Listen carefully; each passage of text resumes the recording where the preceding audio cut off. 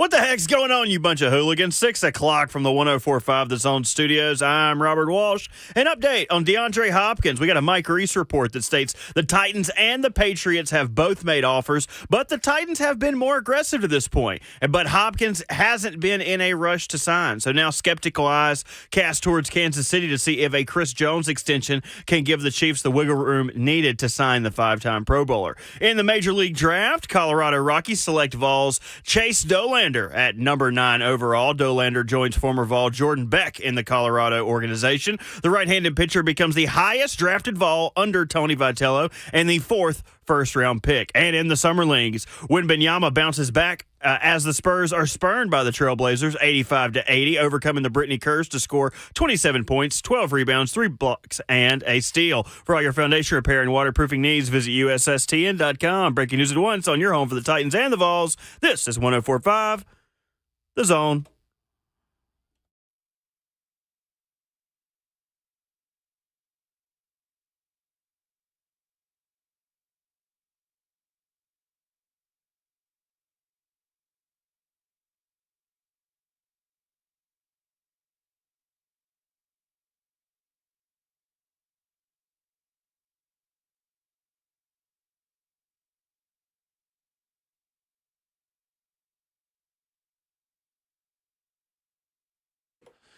Ready to go, kicking off a brand new week. Welcome to RKW. We're powered by All Four Seasons Garage Doors. Visit allfourseasonsgarages.com/Nashville, where the Tennessee Titans make a new, maybe perhaps most aggressive offer for DeAndre Hopkins. We chat with former Titan Keith Bulluck, bring in longtime Titans reporter John Glennon, and take your phone calls off of a busy weekend at 615-737-1045. We've got former Titan Brad Hopkins back with us, filling in for the Big Ragu for one more morning here today. We've got Kayla Anderson, and of course, we've got Robert Walsh behind the glass. My name is Will Bowling. It is Monday, July the 10th, and D-Hop Mania continues. Good morning, everyone. Good morning. How That we was doing? a new opening. Robert Walsh with his Full of first surprises. newly produced open. We got a couple, so get used to it. Every hour we're going to hear a new one. Ooh, all right. See, I love these days. I think the big ragu is in front of the pack right now. Yeah. Oh, yeah. Man! I like that. That's good. The crazy thing is I had to cut so many of these cuts down because they Right. they were so much longer, so I had to find a very succinct, funny moment that I wanted for each of these. So it was a labor of love, but a labor I do gladly. It's a good thing we're all hilarious. Yeah, it did naturally, right? 605. Just ask us. At this point, guys, Robert really could get us fired or like blacklisted by the FBI from saying the amount of things we've said just out of context. Where like, Oh, yeah. if you wanted just to spend a day turning us into terrible people and cutting up our words, you could probably do that. Now we know what reality TV is. Here, That's true. I'll show you. You guys stall for a minute as I show you one from Kayla that did not make Oh, not wonderful. make the cut. I'm looking nice. forward to it. I'm sure you have to bleep out some words of it. Not yet. Not yet. What was Not your last yet. one? I don't give a bleep. Yeah. What is it? Yeah, I think it was something along the line. I don't really give it. Yeah. I That don't one, even give you know what. that one was I like touchscreens. Don't know when I said that. Have Yeah, I don't no either. clue. Me neither, but it was in my folder, so I was like, I like that. I do like touchscreens, though. It's fair. Except for you got to wash your hands That's a lot, right? I don't like touchscreens because I'm like kind of a weird, You're put smudges germaphobe. on the screen That's- stuff. Yeah, Mm-hmm.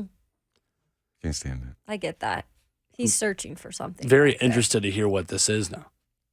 I'm never scared anymore. I'm just going to embrace me. Well, I That's mean, who if, I am. if it's allowed to be played on the radio, how bad can it be? Right. Are you guys ready? Yeah. Welcome to Anaheim, where you go to die. Whoa, That's a little dark. good Yeah, night. it was too long. I didn't feel like it really reflected the woman that Kayla is. I didn't want anybody from Anaheim to be Mad at me. offended. But yeah, so But why the That's sinister laugh at the end? Though? yeah, I guess. I have no idea. We were talking about Jeez. Mike Trout. Yeah. Oh, yeah. and I remember Shohei. that one. that is where apparently Welcome to Anaheim, where you go to die. Well, apologies to the city of Anaheim? Question mark. I've been to that ballpark too, by the way. Me too. Me too. 615-737-1045, our number. Keith Bulluck and John Glennon, the guests this morning. at 8:20 and at 9:20. I have survived a wedding weekend for my lifelong best friend who got married on Saturday. I'm proud of my friends, by the way, because I knew people from 3 different walks of life who got married over this weekend. And I want to applaud them for not getting married on football Saturdays. There you go. Want to Do it applaud in the them. summer. No fall Sundays, no fall Saturdays here. That's right. Nice. We are anti-fall wedding. My voice is coming back. My voice kind of goes, though. If I'm like in a social setting for just a full weekend, I'm going to lose my voice probably in some capacity. Yeah, you did that a couple weeks ago. I don't know what you were doing. Man, I wish I had Track, video maybe? on Will losing his voice at a wedding. Kate. Well, it wasn't even Right. So I wanted to ask, what is the most ironic place you've ever worn a tuxedo? Because I've now have a new personal best in that we may or may not have been at a certain Broadway bar named after a country music duo, all in tuxes on Saturday night, and I've never felt so out of place in my entire life. Probably applying for a youth field maintenance job. Okay. Oh, wow. That was a Step Brothers reference. I was just about to say, what? Miss Lady? Where they're What, going Miss Lady? They're all yeah, right. He's like, do I taste ketchup and And onions? It's like the guy that does the ice cream love tasting that. now on social media. Oh, guy, his mouth, man. 10. I was Notes of caramel, Such vanilla. a icky noise. You 10 got out of to 10. aerate it. You got to aerate it. Just like wine. It's wine and ice cream are the things you got to aerate. This is a red. This is a white. Sort of an oaky afterbirth. Okay. And this is a rocky road. It's a Michael Scott quote again. But I only have one, not issue, but just something for the wedding world that needs to be updated. Tux rental that's only a 24-hour period after the wedding to return is tough. When you end the night right? at a certain Broadway bar that will remain nameless, the night of a wedding, and you got to drag yourself out of bed the next day. So we had a little self-care Sunday yesterday. And by that, I mean I just sat on the couch and did nothing for about 10 hours. Yeah. You just needed more of the hair of the dog that bit you. Yeah. No? Is that how you recover? That's what I say. And why is that? We just got to take a nip Yeah, or something? there wasn't. Yeah, I don't know. It was really just the sleep deprivation for me. Oh. Like I would tell you if it wasn't, but I was fine. I think the whole thing with it is just like you can't get hungover if you're still drunk. Okay. Like So for, just the, I was back never in? that. I was never that bad. for the hair of Right. the dog. That's like if you go to Vegas and you're planning on going all weekend, which is, I've done it one time with my friends for, was it a bachelorette party? I think, yeah, bachelorette party back in the day. And oh my gosh, I don't know how you make it through those days. You pace yourself. I guess. Yeah, to me, why go all the way to Vegas to go somewhere that's kind of dirty and crusty? Well, you can just go to Sevier County. Go to Gatlinburg. Sevier County, Vegas. Vegas is Gatlinburg with slots. That's all it is. They have clubs in Gatlinburg? Everything that is how do I say this? Kitschy and touristy is just Gatlinburg. Everywhere in the world. The Bay in San Francisco, Gatlinburg with a bay and a Golden Gate Bridge. When you're from Tennessee, everything in the world is just Gatlinburg. Orlando, that's Gatlinburg with a rat. Gatlinburg with Disney. Yep. Yep. I do like going to Next. Gatlinburg. Oh, Gatlinburg's great. That's what I'm saying. This is a compliment to all these places. Yeah. Some of my favorite memories have been made at Gatlinburg. Yeah, Gatlinburg with clubs and slots. I'm sure I would compare East Tennessee to Vegas. Well, just the amount of like street performers and just people that you point at, like, oh, look at that one. Like People watching. The people Yeah. watching in Las Vegas is the best anywhere, maybe. I guess you trade in Pretty good. mullets for mustaches. Except for the airports. I love the airport people watching. That's fascinating. Solid. Airport watching is so fun. Very isn't it? fascinating. The problem with Gatlinburg, though, is if you go there with like the wrong friends, like maybe the lower clientele friends, you will get drugged down into the lower clientele. I like to go to Gatlinburg with like my fancy friends, the ones that want to rent like a 11-room cabin. Yeah. That way you don't get sucked into the minutia. It's not like, oh, let's do our third moonshine tasting for the day. Oh, it's like, yeah. no, I don't No think shot. I'll do that, Yeah. Bobby Labonte. Like, hold on. That's when you stay Bobby that's when you're staying at the Motel 6 on the strip. you Right. know? That's Right. well, that's kind of my speed anyway. You open your door and you're right there on the street. Robert's driving the Interstate Batteries 48 car around the Gatlinburg, around the Space Needle in Gatlinburg, up towards Hillbilly Golf. Have y'all heard of hillbilly golf in Gatlinburg? There's What is really? hillbilly golf? Oh my gosh! Wait, Is it putt-putt? I knew that somebody would know. Is this. it putt-putt? Yeah. So hillbilly golf is an 18-hole putt-putt course It is putt-putt. where you take a tractor ski lift up this massive hill and you putt your way down. Hold on. So you said a tractor? Yeah, Oh, tractor oh. ski lift. So it's a ski lift that you're in basically like a big tractor Interesting. that goes up this massive hill. Stuff. Like that is, Is it safe? yeah. I mean, I survived. I've done it 2 or 3 times. See in the FNM Bank chat, 2 responses already. Love hillbilly golf. It's Oh awesome. my god. Yeah. Love it. I I love totally putt-putt. assumed that like they would have you using garden tools instead of clubs. It's like, all right, you get a hoe, you get a shovel, Use a rake. you get a It's like, spade. it's like when you have to like- go out and find a switch. Yeah, Like that's what your putter's going to be. Go out and find a switch. Go out and find a putter. Putt your way down the hill. Yes, that's such a Everything Southern always thing. comes back to Gatlinburg. Always. Bryson hadn't seen his grandmother in a while. We had breakfast over there on Friday. And she said, "Did you get the switch when you came in?" He's like, "What?" The switch for not having come over and seen me before Nice. now. Oh, You yeah. know, Nice. our grandmothers are. Oh, well, I got the belt, Talking about a switch. Yeah, I And got all the that. belt too. so You know what? I will say that the switch is it's bad because it's a mind thing. I'm sure. Especially when they tell you to go out and get your own. There are Oh, life no. lessons there. Oh, Why no. would I go out and get my own weapon of mass destruction? Right? You see? 615-737-1045, the number. Is that you? Oh, love Yeah. that. Last time I wore tux. There you go. Brad's showing us a picture. He's got a white tux on it. When looks was like, that? Right? But look at the what I'm holding. It's a dog. Oh, he's holding a dog. Yeah. A puppy dog. I in a can't white remember who tux. the young lady was that was hosting with me. We did this charity event where it featured your pet.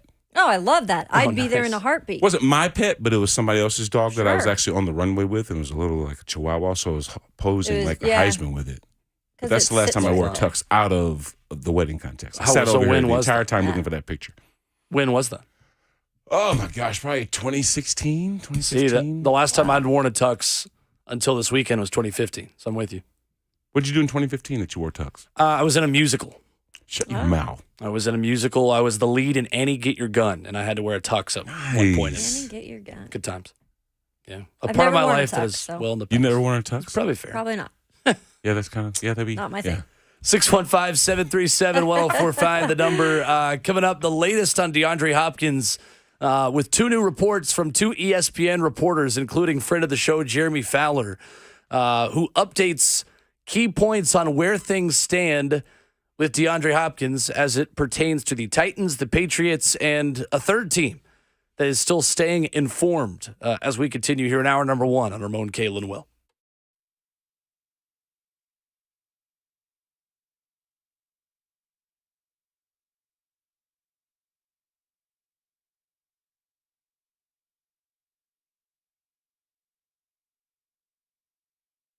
Hey, it's Will Bowling. Have you ever felt overwhelmed when trying to make a decision about buying a new television, computer, maybe it's just any electronic device in your life, right? Deciding between several different models, it can be confusing. And getting just the right product is an important decision. Well, choosing the right hearing aids can be confusing and even overwhelming. With so many models to choose from, Brentwood Hearing Center's Doctors of Audiology listen to where you are being challenged to hear conversation. They're going to perform diagnostic testing, and they're going to steer you in the best decision with helping you make the best decision to improve your lifestyle through better hearing. Brentwood Hearing Center knows there is no cookie-cutter approach to hearing health. If you know you have hearing loss, schedule an appointment today. Let them take the guesswork out of making a decision between hearing aids with one of their doctors of audiology. They offer the latest technology and carry all the major brands. So give them a call at 615-377-0420 or visit them online at BrentwoodHearingCenter.com. That's 615-377-0420. Brentwood Hearing Center. Better hearing, better life.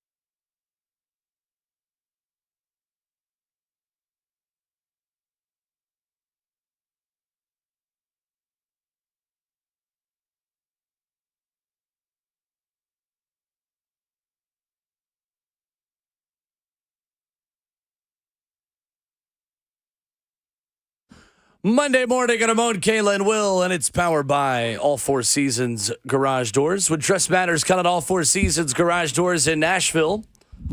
Professional garage door installation and repair from a locally owned and family-run business. Visit allfourseasonsgarages.com/Nashville. With Brad Hopkins and Kayla Anderson, Robert Walsh making the show happen. I'm Will Bowling.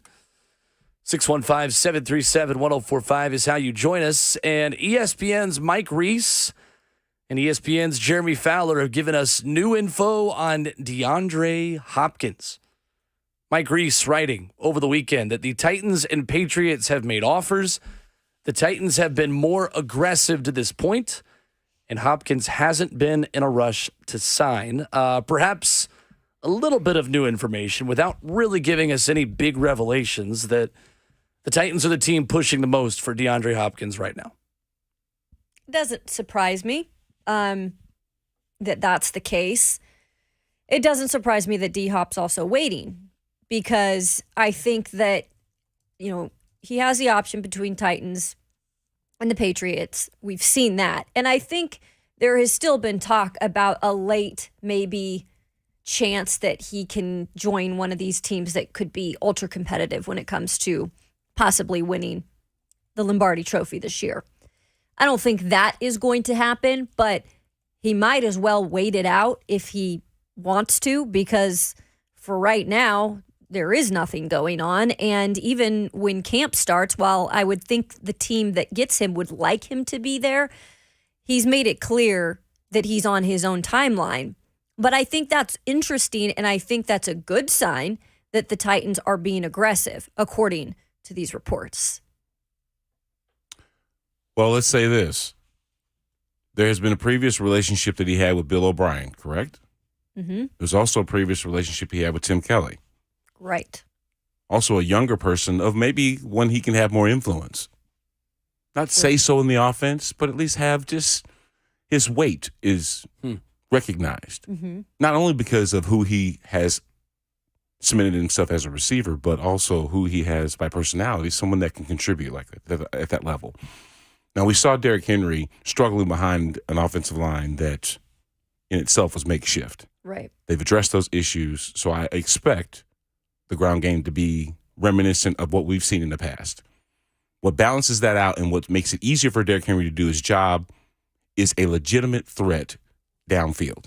Mm-hmm. That's what DeAndre Hopkins brings. Mm-hmm. Not the threat downfield per se, but Traylon Burks down the field, the catch radius of DeAndre Hopkins underneath, coupled with the play that we've seen from Chig and some other players that have really stepped up, right, to give this team a chance.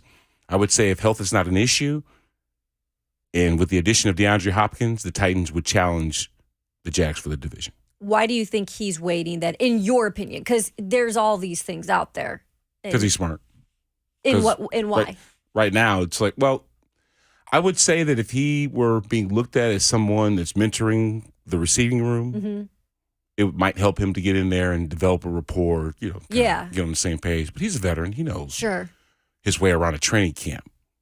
And like we said, in the very beginning especially, there's really no need for a guy of that caliber to be in day one, week one maybe even. So I would just sit back and chill, knowing that I have some time to ramp up to the beginning of the regular season, depending on how much of an offense I'd have to learn. Okay. So I'm saying DeAndre Hopkins, being as consummate a professional as he is, will do what it takes to get himself up to speed, and he'll be ready to go week one. But that's the goal, week one, not preseason. Right. Yeah, and there's no reason to be ready until, at the earliest, the 20th to 26th of July, right? The week of training camp. How much time does DeAndre Hopkins need to get in shape to... In shape? We don't get out of shape nowadays. Exactly. He's been working out, I think, according to his Instagrams. Because you're not working out with anybody on your team right now anyway. You're just working out at your trainer's place or in the city you live in or in your own kind of individual camp, essentially. Right. There's never more of a time that you're going to be in shape than when you don't necessarily have a team to play for. Right. Because you got to make sure you're ready to go. Right? Do things your way. Right. Yeah. I think it's fair, and I think at this point, is it fair to assume that the Titans have the edge between themselves and the Patriots, and that the biggest threat to the Titans signing DeAndre Hopkins is a third team entering the mix? Yeah. It's hard for us not to be narcissistic. Middle Tennessee's the bee's knees, baby. That's where everybody wants to be, right? Compare that to, okay, here, let me ask you this. Clam chowder or hot wings? I love me some clam chowder. What's the weather outside? Clam chowder or question. hot wings? There is one answer. If you are What? presented with the two, there is one I don't like answer. spicy. What's the Well, I answer, don't know Bert? if so- Bert, what's the answer? Hot wings. I don't know if hot chicken Ding, is ding, ding, ding, ding. hot chicken. I don't know if that's hot wings. Hot chicken. That's what I meant. Hot chicken. chicken. Yeah, hot chicken. Yeah. Yeah. Well, I'm always picking hot chicken. Yeah. I like clam chowder, so. So I think that, DeAndre came, and what happened is on this whirlwind trip of a couple of teams that he needed to see, he stopped off and had himself some hot chicken here in Nash Vegas. Then he went up and had some clam chowder and was like, hey, I'd rather even have Manhattan than this clam chowder. Ugh. So Jeremy Fowler had the other report Saturday on SportsCenter that the Chiefs have kept in contact with DeAndre Hopkins. So fair to say they are not out of the running quite yet, but they do have just $400,000 in available salary cap space.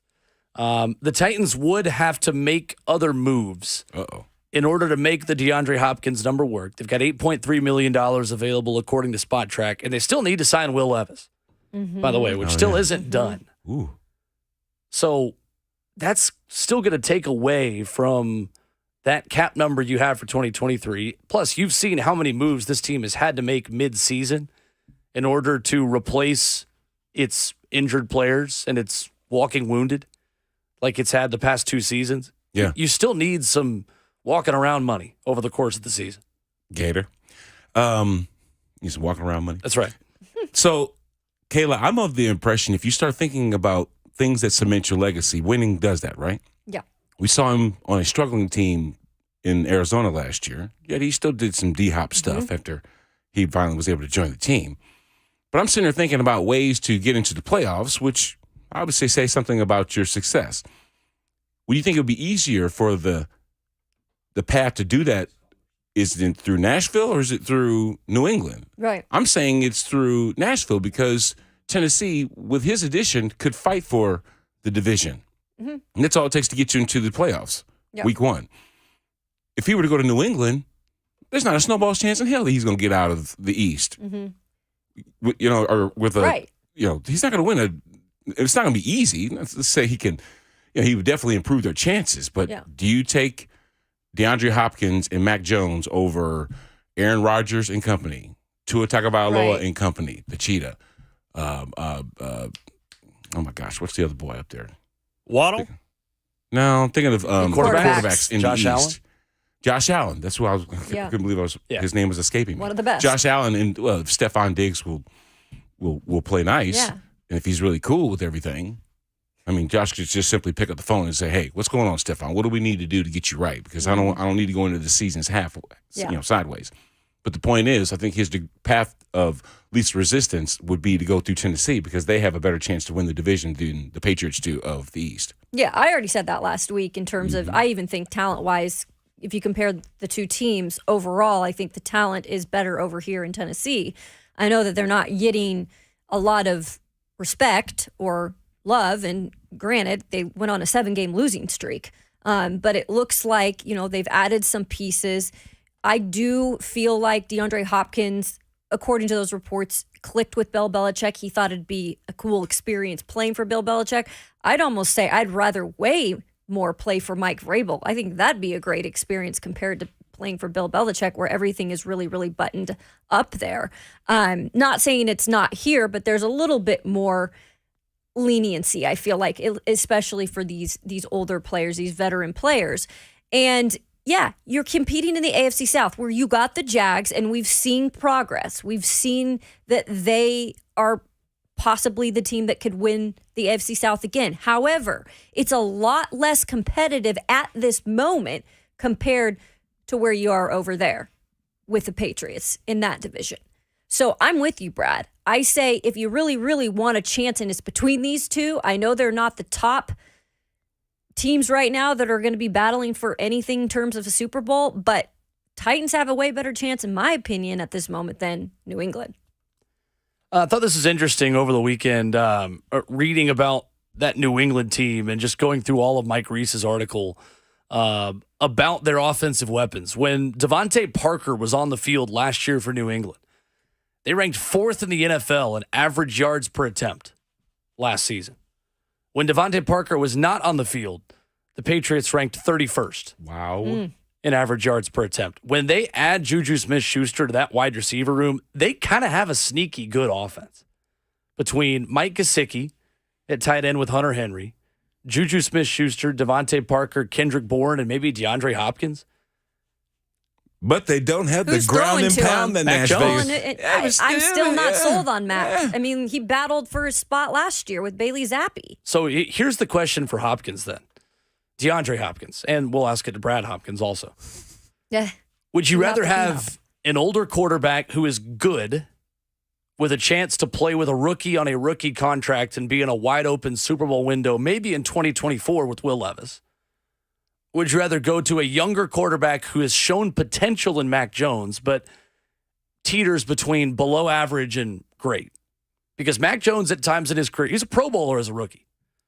He had a sophomore slump a season ago, but if you're DeAndre Hopkins, where do you see more opportunity with Mac Jones trusting, okay, I can make this guy as good as he was as a rookie, or with Ryan Tannehill / Will Levis to say, look, I've seen Mike Vrabel in a Super Bowl window with a quarterback on a cheaper deal, and I want to be a part of that resurgence again.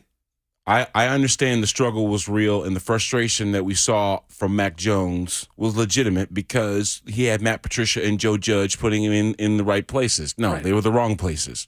So he missed a year, almost like Trevor Lawrence dealing with Urban Meyer as a pro coach, right? Yeah. We saw the derailment of sorts. Doug Peterson comes in, fixes a few things. The dude wins the division. Simple as that.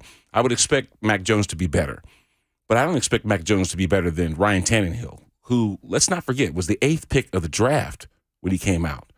Didn't necessarily, kick the door in as a Dolphin, but has had some tremendous numbers here when Derrick Henry's healthy, when he has the proper people around him as far as weapons, like what he had with A.J. Brown, an offensive line that makes sense, right? Yeah. That kind of thing.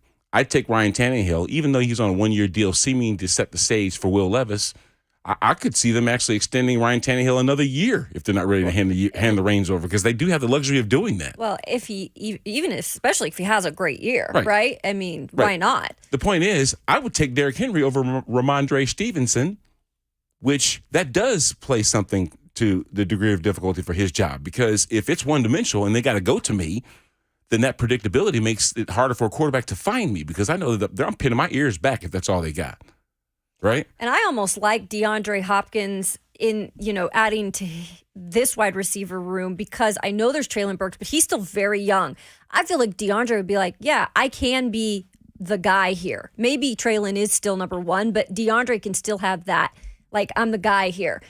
You got Juju over there. You've got some other guys. Like, I feel here like that's the name.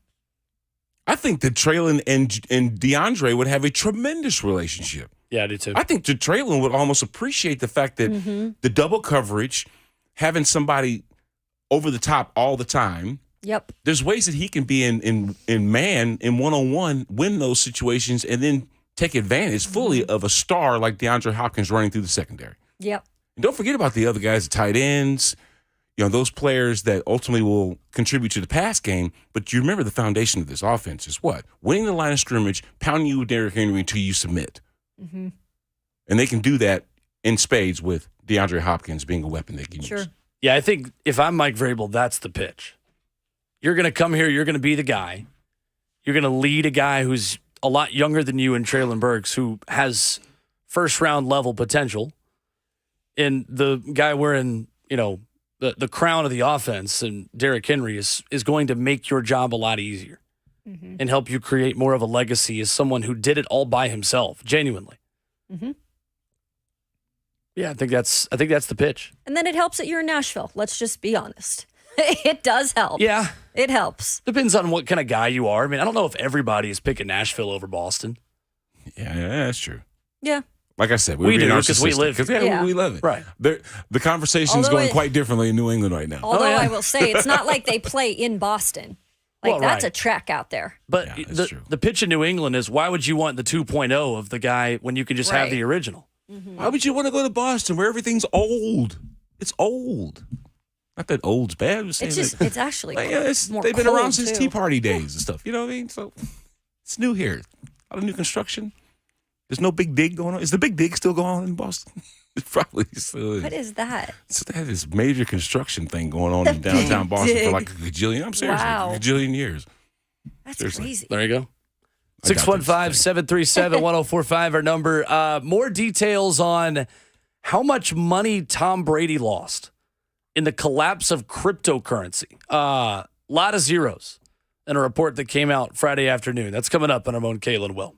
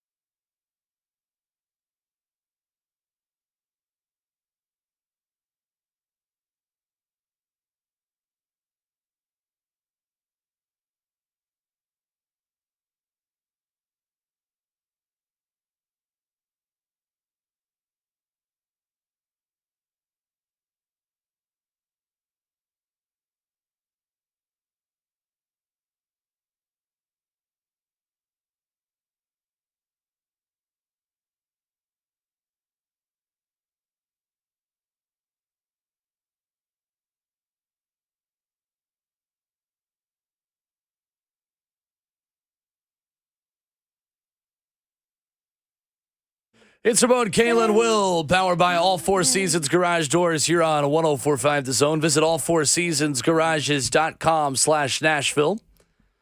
615-737-1045, where you could jump in. And leading us off on the phone lines is Daryl in White House. Good morning, Daryl. Good morning. Hey, a couple of things. One, just want to say the format on the show now is great. I listen to The Zone all day long. Thank you. Periodically during the day. And The Zone's killing it. And Appreciate Ramon, that. go Vols, VFL. Ramon, I called because of the comment you made about the switch this morning. I remember I was about 12 years old. My mom told me to go get a switch. Of course, I was being a little cocky. I told her to go get her own dang switch. I didn't say dang. And she said, you just wait till your dad gets home. I didn't think nothing about it. My dad got home, and I got what we call a whooping. The next time my mom told me to get a switch, I broke the world speed record to get that switch for her. That's fair. It's very fair. Thank you, Daryl. This is Brad Hopkins who's with us this morning. But Come on, man. that's all right. We had Ramon on the intro music, so It's okay. Ramon knows what a switch is, too. Oh, he yeah, does. he does. He certainly does. He told us a story once. We appreciate the call anyway, Daryl. Thank you. Appreciate it. We will pass that on to Ramon when he gets back. We have had this conversation with Ramon. Well, Right. actually, Ramon wouldn't know what we're talking about because Ramon wasn't talking about the switch. I was talking about the switch. Yeah. Well, no, I'm He's saying brought it we've up had this before. exact same conversation with him before too. The worst decision I ever made was when they told me to go pick a switch, and I went and got like a whole limb. Like you went and pulled back like the largest thing you can possible. That was the wrong decision. Bert, think of the mental disorder here. Played Think yourself. about this. You already know that you can't go get a switch too small because that'll get you in further trouble, right? And they But hurt. but you don't want to get a tree branch. Right? So that way it turns into abuse. So you are out there literally trying to find the perfect balance of switch to use against yourself. That's monotony.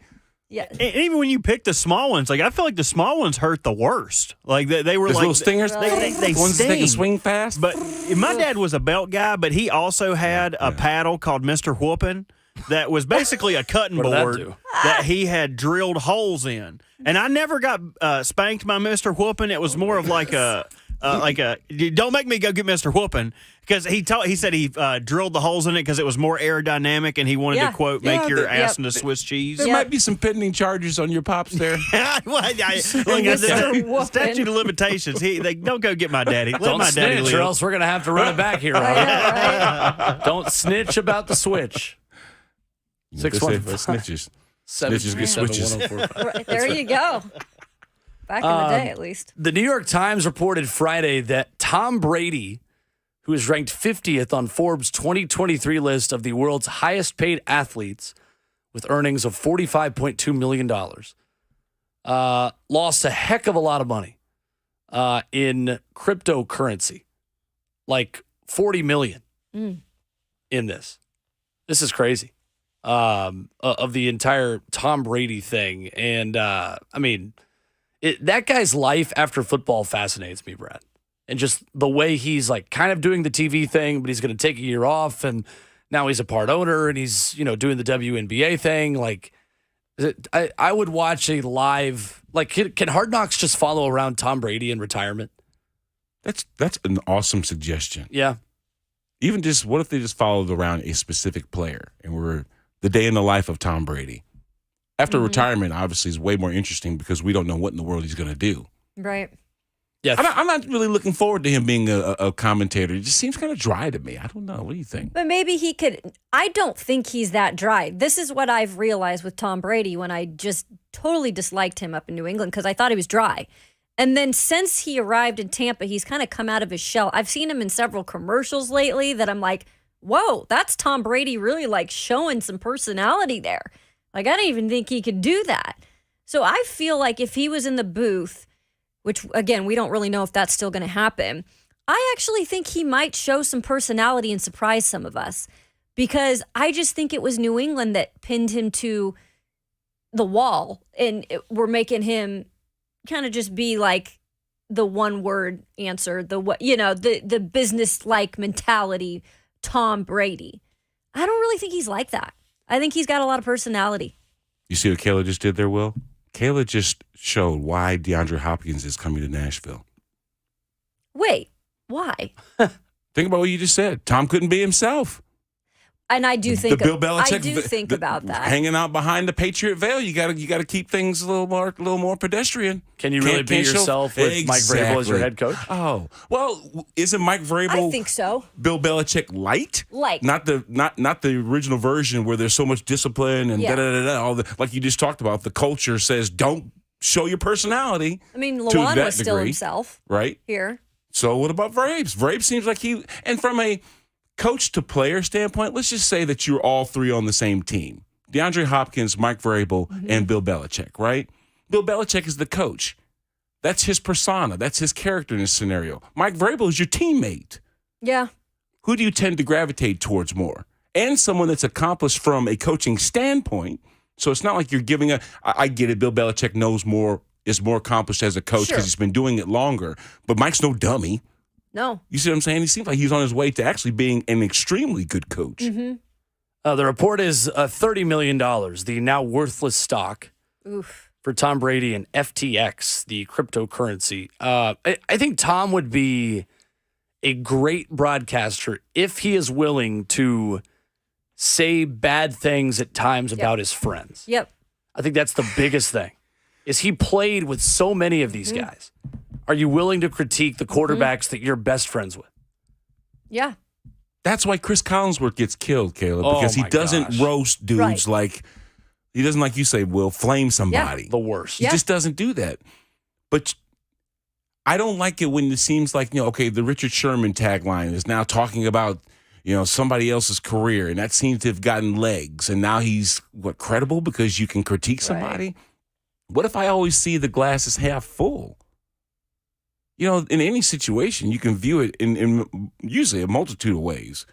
And if I tend to be more positive and say, you know what, there are some things that he can improve, versus he sucks. Mm-hmm. You see what I'm saying? Mm-hmm. He sucks carries way more momentum because we like being drawn to the almost the sensationalized blah of the whole situation versus just whatever. There's a way to do it. Yeah. There's a way to do it. Well, it is the second week in July, which means as we continue through the wilderness for 40 days and 40 nights in the NFL world, it is time for ESPN to start ranking the top 10 players at every position. And the first Tennessee Titan has popped up on one of these lists. Defensive tackles. Where does Jeffrey Simmons rank? We'll tell you coming up next.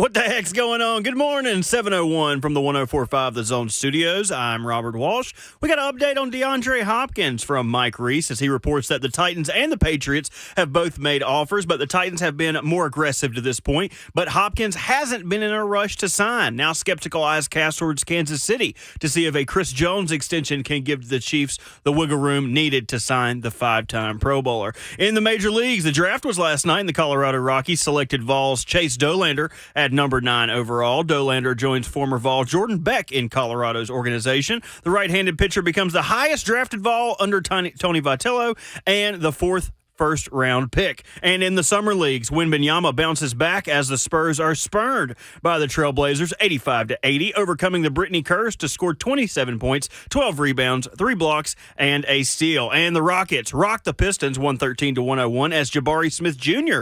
led the charge with a game-high 38 points, 6 assists, and 7 rebounds. For all your foundation repair and waterproofing needs, visit USSTN.com. Breaking news at once on your home for the Titans and the Vols. This is 104.5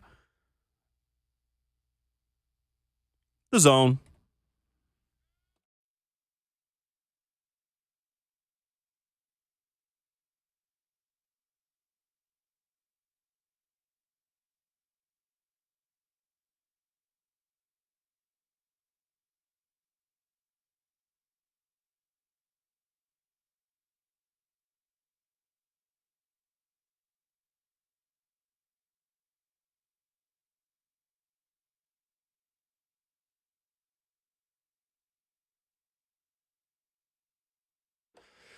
Into hour number 2 on your Monday morning edition. Welcome in to RKW with special guest Brad Hopkins continuing to fill in for the big Ragu Ramon Foster, who finally ends his loafing tomorrow. Right back here on the show. We've got Kayla Anderson. She's never loafing. Robert Walsh loafing back there in the 104.5 The Zone Studios. My name is Will Bowling. We're powered by All Four Seasons Garage Doors, where you can visit allfourseasonsgarages.com/Nashville. All-Star Week for Major League Baseball. Is baseball the best all-star game in sports? Brad Hopkins? Well, the home run derby does add some flair to it. Mm-hmm. Okay, we're talking about the break, right? Yep. And that being part of it. I was watching the special on King Griffey Jr., how that kind of maybe even legitimized it, just the dingers that it was hitting off the wall, off the warehouse and all this other stuff. That's an exciting part of the break. Mm-hmm. I don't know if it's the premier all-star thing. I think that the NBA does a really good job of bringing in all walks of life to their all-star weekend. It seems like there's no defense in that game. But who wants defense Yeah. in an all-star game, right? No one wants you to try hard. Defense means you got to try hard.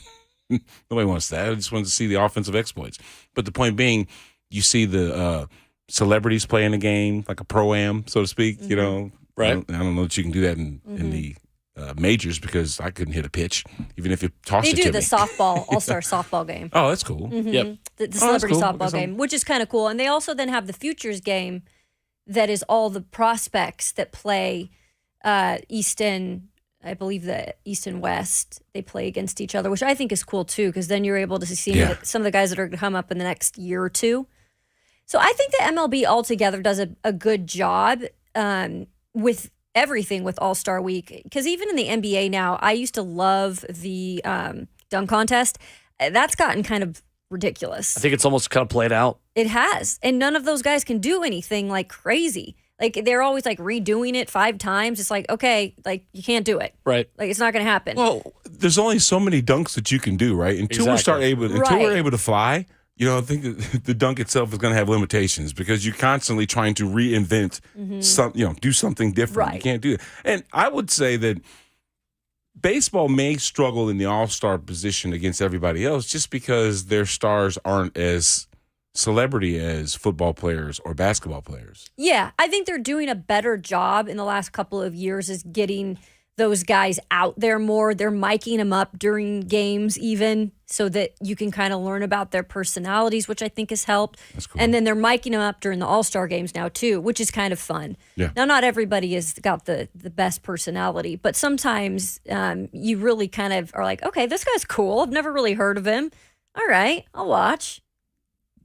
We put it up on Twitter at Ramon Kayla Will. Who has the best all-star game in sports between the four major sports, MLB, NBA, NFL, and NHL? And so far, 71% of the vote goes to Major League Baseball. I think Major League Baseball by far has the most history behind its all-star true. game. Yeah, Yeah. that's true. And honestly, the thing I enjoy watching the most is each team getting introduced to the crowd Yeah. and getting introduced as who they are and where they play, and then the starting lineups running out on the first and third baseline, and the managers getting introduced as well. That pageantry of it, there's no other all-star game that has that level of tradition, which to me as a baseball fan sets Major League Baseball's apart by far. The thing I miss the most is Major League Baseball was the best when every player was wearing his own jersey. And you had everyone's home jerseys against everyone's road jerseys.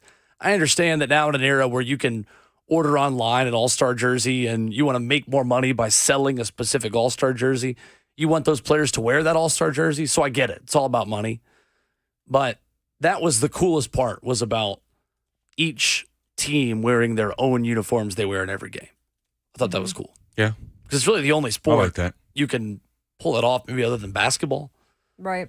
And I guess hockey perhaps, but hockey and baseball by far are the two that are set apart. Does it matter the time? Because football doesn't have a break. Their all-star game is the Pro Bowl, which is after the season. Well, it's weird. It's before the Super Bowl, but either way, it's at the end of the season versus all basketball and football both take breaks. Baseball both take breaks in the middle of the season Right. to do an all-star, All-star quote-unquote, kind of thing. weekend. I think football is just not conducive to playing an all-star game because it's Yeah. such a physical sport. That Exactly. It's the one you're most likely to get hurt in. Yeah, I'll tell you, it is fun. I covered my first one in Cincinnati, and that was pretty cool. They bring out all the pomps and what is it, Pomp and circumstance. Yeah, and they do all the stuff with the legends there, and that's really cool. I'm excited to see what Seattle does. Granted, I'm from the that's area, probably but- why they did the Griffey piece. Oh yeah. Where they Ken Griffey obviously being a Mariner going back and he's just loved. is he still there. beloved there? Oh, 100%. He was my guy growing up, man. He's beloved across the state. Yep. Yeah, Futures game has been U.S. versus the world in the past. I believe it might be American versus national now. Yes. Oh, and by the way, I think I said like East and West, Yeah, AL versus AL NL. versus Yeah, NL. sorry guys. But it's been USA versus the world in the Yeah, past. that's I what I remember thought. Ronald Acuna, when he played in it, played for the world team. And he played with Yohan Moncada, who plays for the White Sox. Yep. And there was a picture of the two of them with their jerseys next to each other, and it said Acuna Moncada. Oh, that's good. What a wonderful Yeah, phrase. my God. So then that became my fantasy baseball name for a long time, was Acuna Moncada. That's pretty good. That's great. That. I like that. ESPN has started its list of top 10 players at every position. We begin at defensive tackle, where Aaron Donald is still number one, but not by as wide of a margin as he used to be. Aaron Donald has still faced 1,797 double teams since 2017. That's 152 more than anyone else in the field. Of course, Jeffrey Simmons entered the league in the second half of 2019, yet Donald still wins all defensive tackles pass rush win rate battle during that span at 26%. So still the guy. Chris Jones, number 2, ahead of Jeffrey Simmons, who is number 3. Jeffrey Simmons was on pace for his first double-digit sack season last year before an ankle injury hurt him late on in the year. He still played 15 games on his way to 7.5 sacks, but Chris Jones exploding the way he did as a pass rusher a season ago with his big sack numbers ultimately takes the number 2 spot. Fair? I have no issue with any of those rankings. Aaron Donald plays with tremendous leverage. He is extremely strong. Him being short helps. Yeah. Right? Gets under those big tackles, especially in the interior. I get that. Chris Jones, good Lord, man. That guy's That guy's a monster. And, I like the fact that you can put him anywhere. He can stand up sometimes too, Caleb. Yeah, I'm fine with this list for now. For now, I like that. And we'll see. I mean, can somebody tell me how old Aaron Donald is? Because I think he's like 78 in dog years. No. 78. I wanna say he's dog years. 34. Is he? Yeah, I was going to say, 34? is he almost mid-30s at this point? Okay. Aaron Donald is 32. 30. Okay, 32. And he was injured last year, right? For a bit. Yes. Yep. Missed So 6 games. We'll see how he looks this year. But you can never underestimate that guy because he's just been solid as a rock. Chris Jones, yeah, I have no arguments with that. But Jeffrey Simmons, what I will say is this is a big year for him. You know, just got a new contract. Dealt with those ankle injuries last year, and we heard the stories. Like, he was getting those shot up, like, and playing with. I mean, he was doing anything he could to be out on that field, but he was not 100% himself for a majority of the season. So I'm really, really interested and excited to see what Jeffrey Simmons can do in terms of some of these rankings, and I don't think they matter to them. Maybe they do, because we're talking about him right now before the season even starts. But I think it'll be interesting to see what he does this season, because I think he's going to be ready and revved to go. Like, he has had this attitude, like, I'm going to do this. After I get this contract, I'm going to be even better. And he's been working out in the gyms. He's been putting up, I'm like, my goodness, like, he's on a mission. I think it's more about him, not like him thinking like it's just about me. I'm just thinking that the dude got the bag, right? Mm-hmm. And he wants to make sure that everyone around him respects the fact that he got it. He's well-deserved of it. So like you said, I think he's going above and beyond to make sure that he's in perfect position to be the guy that they expect him to be. Yeah. Yeah, Jeffrey Simmons a season ago had 15 games played, 7 passes defended. We mentioned the 7.5 sacks. Behind Chris Jones, who had 15.5 sacks a season ago and led off all defensive tackles with a 22% pass rush win rate. That's the first time someone not named Aaron Donald has led all tackles in that category since 2017. Wow. Which is noteworthy. Everyone else on this list, Quinnen Williams from the Jets ends up 4th. Javon Hargrave, 5th. Dexter Lawrence for the Giants, 6th. Crazy to me that DeForest Buckner is all the way back to 7th after being ranked 4th on this list a season ago, right behind Jeffrey Simmons. Deron Payne, Cam Hayward, and Jonathan Allen rounded out the top 10. I remember talking to Ramon a couple weeks ago about this. His old teammate, Cam Hayward, still believes that he is a top 2 or 3 or 4 defensive tackle. And as you should, when you've had the career he's had now at age 34. Yeah. And was ranked 5th in that category last year, but starting to slow down just a little bit. Still a great player. Absolutely. I agree with that. 615-737-1045, the number if you want to jump in. And we continue the wide receiver conversation coming up next with reports from Jeremy Fowler and Mike Reese about DeAndre Hopkins and the Titans perhaps making the most aggressive offer. What is a successful season for DeAndre Hopkins, Treylon Burks, and Chig Okonkwo if each of them are on the Tennessee Titans offense next season? I want a specific yard number for D-Hop, Burks, and Chig if they're all 3 in the same Titans offense next season. Let's set the baseline here on what is a successful season and what would be not meeting expectations in 2023. Coming up next on RKW.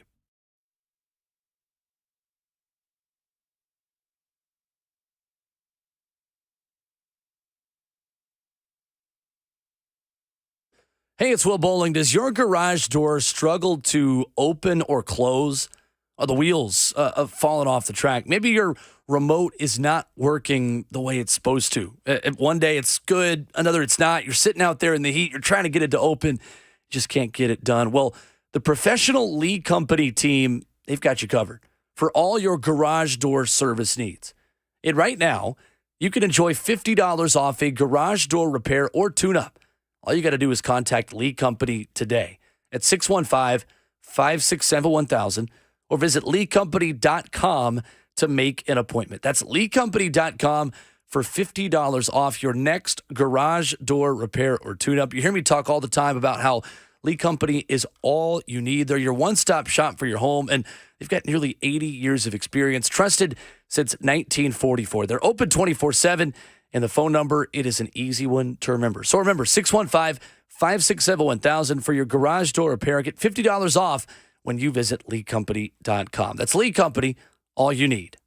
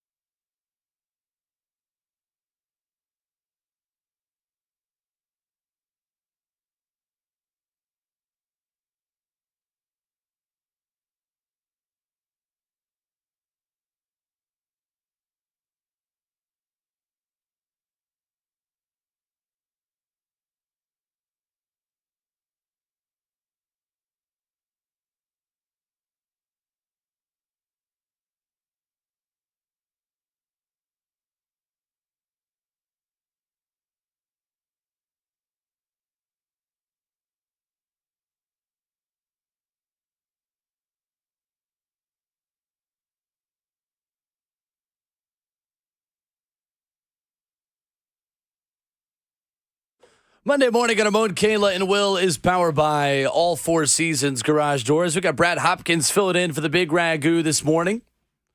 Kayla Anderson, Robert Walsh, I'm Will Bowling. The question we ask the people, what is a successful season for DeAndre Hopkins, Treylon Burks, and Chig if DeAndre Hopkins is a Tennessee Titan? And we'll start with our own specific yard totals when it comes to each of these three players. And Brad, we'll let you bat first on this one.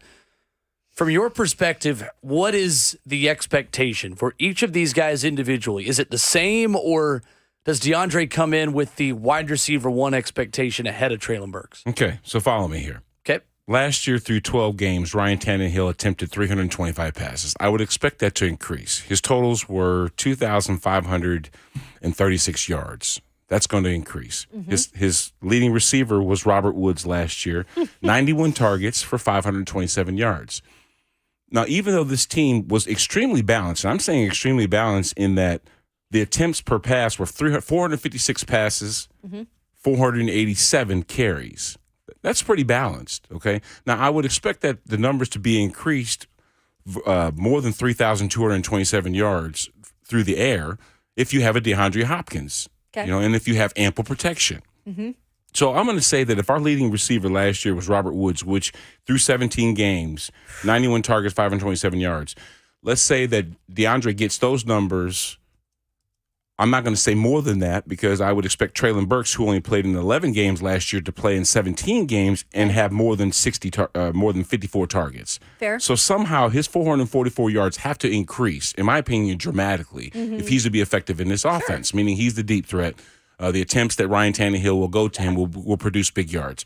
So I'm going to say that DeAndre might take Robert's place in 527 yards on 91 targets, but Treylon Burks' targets would increase almost double to, say, 70 for maybe 800 yards, 900 yards, just under 1,000, because D-Hop's going to get his numbers. Chig's going to get his numbers. He had 46 targets for 450 yards last year. I'm saying that as a Swiss Army knife, a secret weapon of sorts, not necessarily being a huge catalyst in the pass game, those are the numbers that he'll get this next year too. So okay, I think I'm kind of on the same page as you are. So I think Treylon Burks will get a chunk of the yards this year, just because it is his second year. He's been expected to take that jump. We've seen that he has made all the right moves mentally and physically to do that. I think he has built an incredible chemistry with Ryan Tannehill, which I think is very important coming into this next season from the get-go, from game one, to have that. So I'm going to go ahead and say Treylon Burks with 1,000 at least. Okay? Oh, wow. With 1,000. And I'm going to say Hopkins, DeAndre Hopkins, let's give 800 for Hopkins. Let's give Hopkins 800.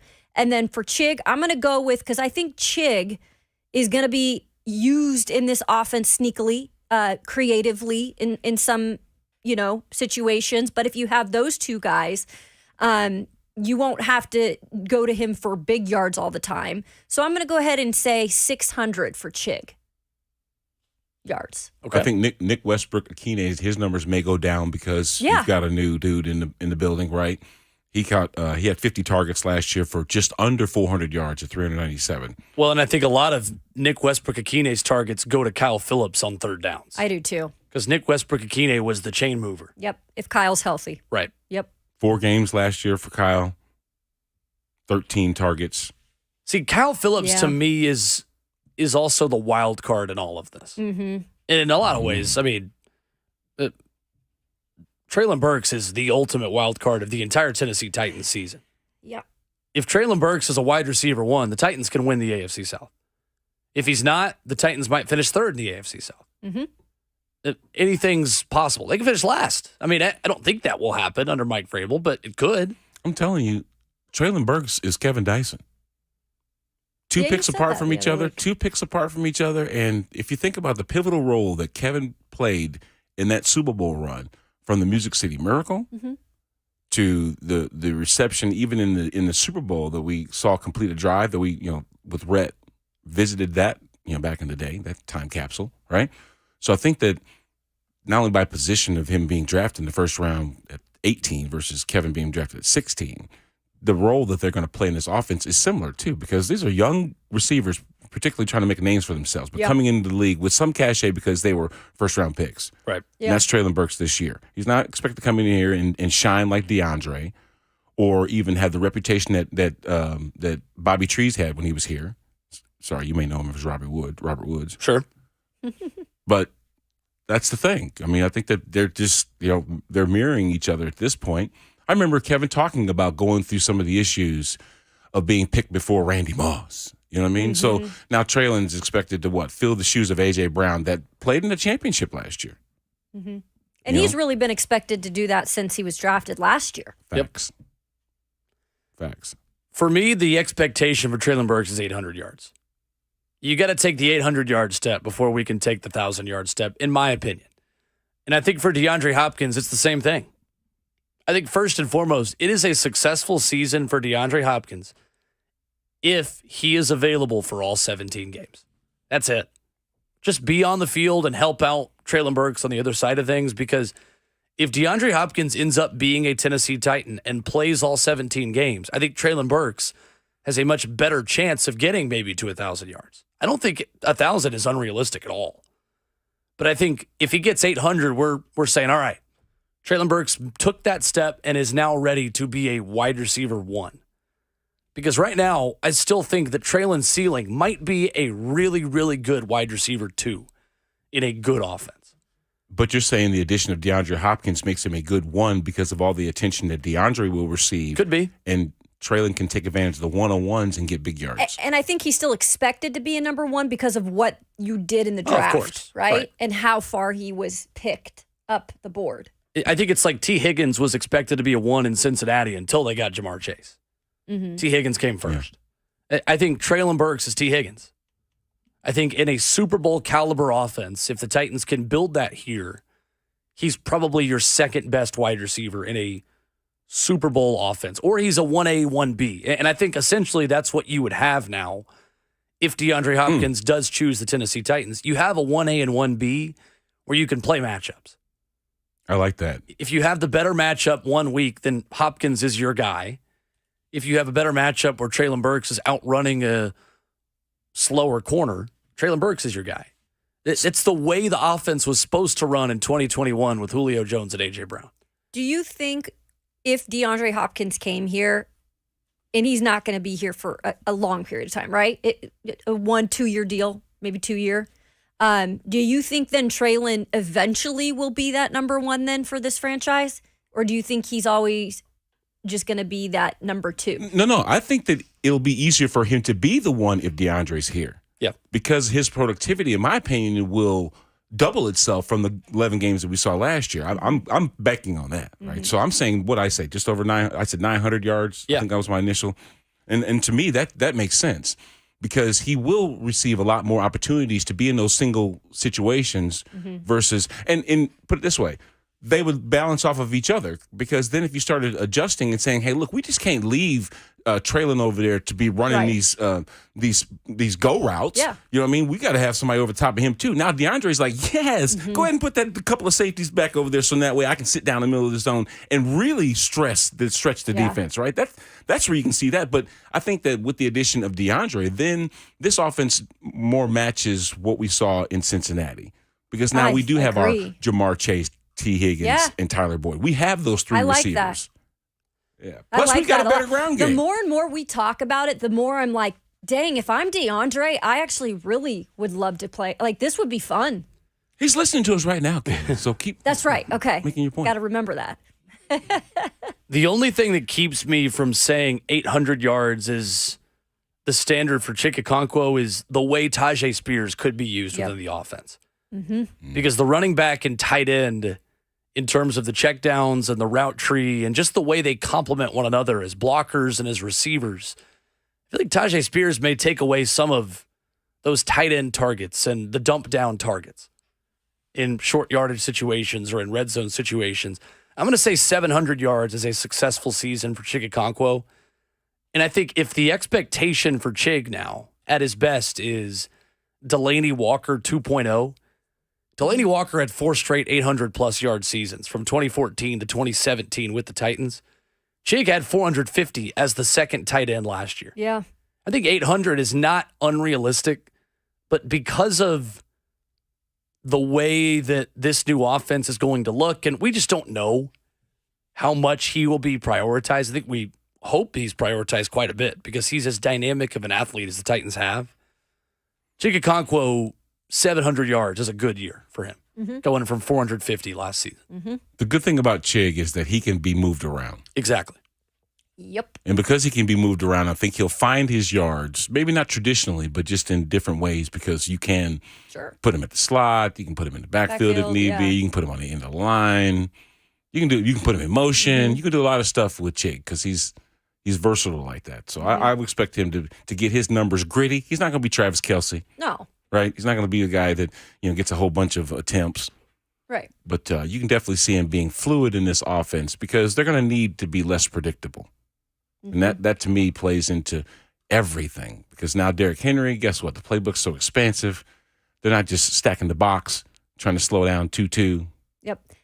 And I think giving them a chance, like if Hopkins comes here, it just gives you that much more of a chance to move around things and to create mismatches. And I just think that one piece, the more and more I talk about it, I'm like, man, that would make a difference. I'm going to need you to say D-Hop because you keep confusing me. I keep thinking you're talking about me. D-Hop to B-Hop to IHOP. IHOP in Nashville. I don't like IHOP, but yeah, it sounds good. Let's go to Robert in Georgia on the phone lines with his thoughts. 615-737-1045 is our number. What's up, Robert? Hey, good morning, guys. How's it going? Great. Good. Good. So I got a couple opinions about the D-Hop situation. We can basically all agree that we need him. Whether we need him, he needs us. I think it'll benefit everybody offensively. But I think it's the money situation. I think that's really what's been holding him about signing with us is about the money situation. And what I don't understand is that why hasn't Rand – I know he's gone to Kevin Byard about possibly taking a pay cut or extending them, but why hasn't he gone to Ryan Tannehill, which is our biggest cap hit, about extending them for another year? I think if we were to extend Ryan for another year, it kind of gives that cap space to get D-Hop. And plus, we know that Will Levis is not going to be ready this year or probably next year. So it kind of gives us that breathing room, whether Ryan, we can give him this year into next year, to possibly give, Will Levis a little bit time in the backup role. But clearing that cap space is probably the biggest need and why we haven't signed D-Hop. Thank you for the call, Robert. What a great way to handle that, too, because it's not like you're making him take a pay cut. You're just extending him a year and giving him guaranteed money a year later. Yep. Titans have $80.4 million of cap space for 2024. That is fifth most in the NFL. It would be easy to make a 2-year deal for DeAndre Hopkins' work. Yep. It'd be really easy. And for anyone reporting out there, I even read an article, I think it was on Bleacher Report yesterday, giving the notion that the Titans don't have the money to sign DeAndre Hopkins. There's 0% truth to that. The Titans agree. absolutely have the money. Yep. Boulder Dash. Absolutely did. that game. Oh, my gosh. Poppycock. Oh, my gosh. So when you talk about why are the Titans not kicking the can down the road for Ryan Tannehill, I think it's because, well, they're in this mess now because they kicked the can down the road with Ryan Tannehill. They already restructured him once. Yeah. And that's why the Titans have now less money than 90% of NFL teams, almost, at this point. I mean, the Titans right now have $8 million of cap space. That's sixth fewest amount of dollars. And they still have to re-sign Will Levis.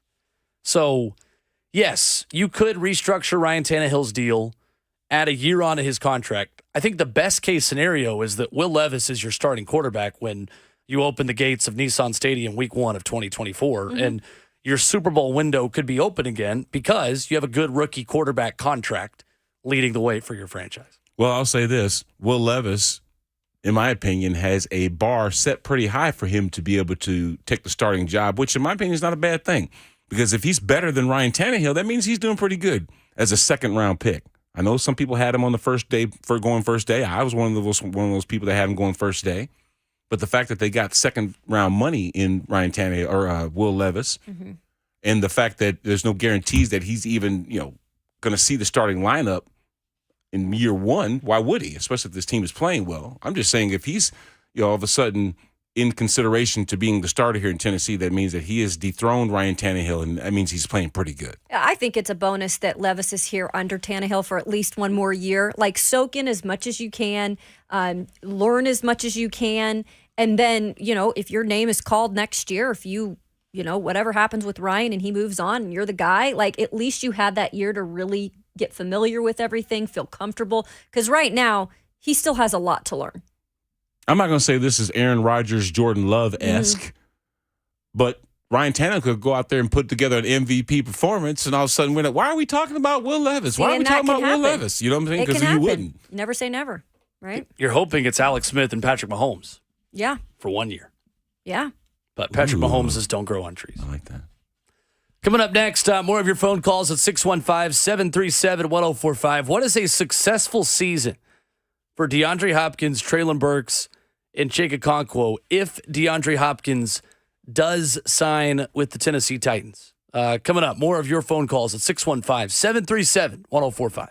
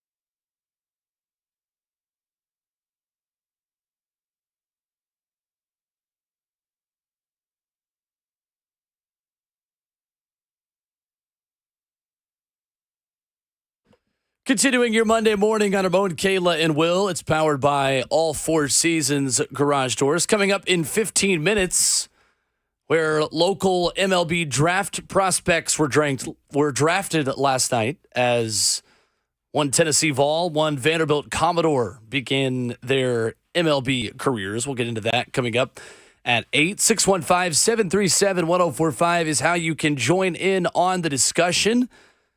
And the discussion here in hour 2 has been centered around more DeAndre Hopkins and Treylon Burks. What is a successful season for them and for Chigakonkwo? We're saying around 800 to 1,000 yards for Treylon, 800 yards for DeAndre Hopkins, and between 600 to 800 yards for Chigakonkwo. Fair expectations in 2023.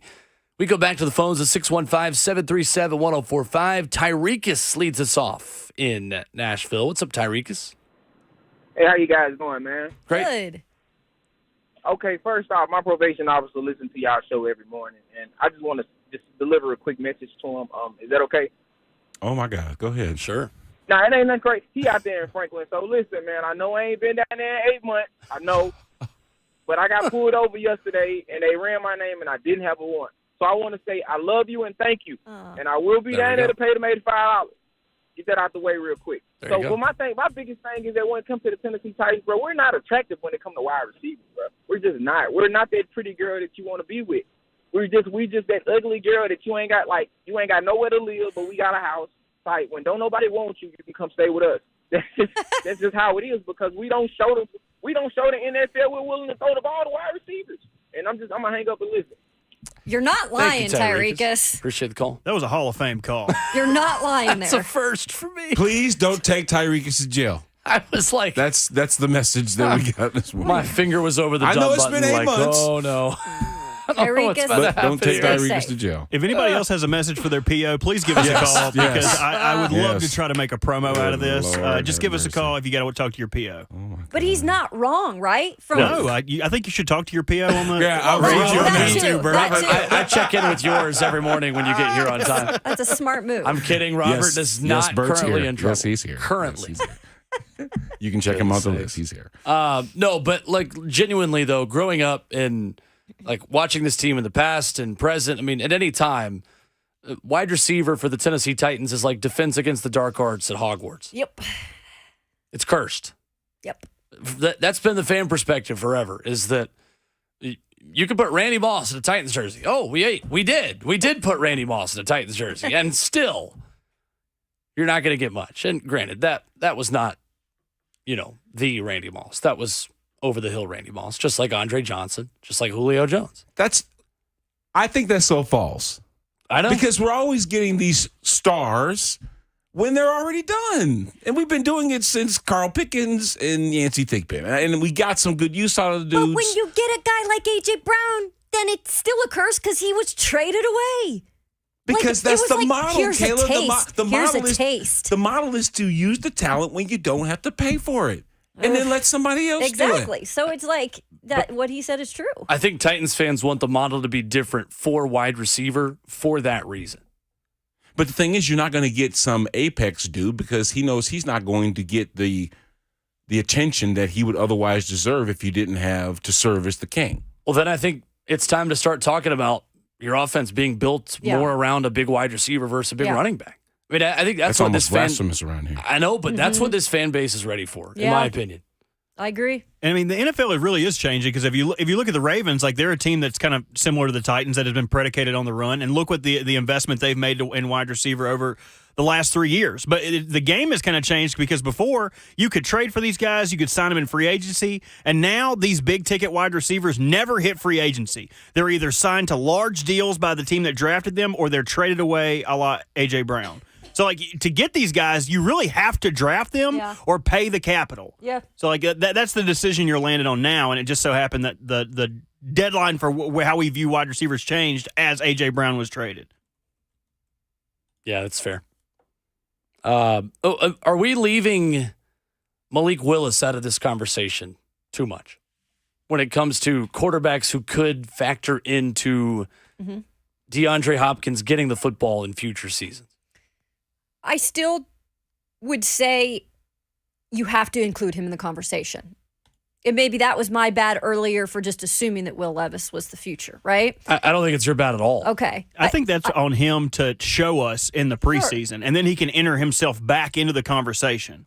Don't feel bad about that at all, because the only person that's responsible for that was Malik Willis. If Malik Willis was better than he was last year, then they wouldn't have drafted Will Levis. And I've seen in the last, the month of minicamp and OTAs, like you saw progress in Malik for sure. But is that enough to tell that he's going to be able to beat out Levis in the future? I'm not willing to say that yet. Even as draft prospects, Will Levis was a better prospect than Malik Willis was. Right. So even if you compared the two and there's only a year difference, it's almost not the same. I mean, we grabbed Malik Willis, in the third round? Mm-hmm. I'm not sure that was by design.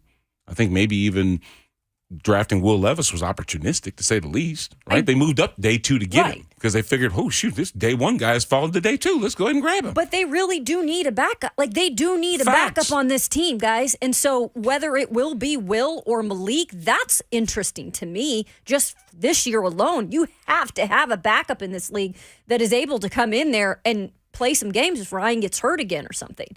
Like, and I still don't even know if I'm 100% sure that I can say one of those guys right now is going to be a good backup. You know what? I would say if Ryan Tannehill went down to injury, I'd use them both. Okay. I'd use Will Levis and Malik Willis. Okay, fair. 615-737-1045, our number. Coming up, where local prospects are headed. One from Tennessee, one from Vanderbilt in the Major League Baseball draft. It is among the most confusing drafts in sports, maybe behind the NBA.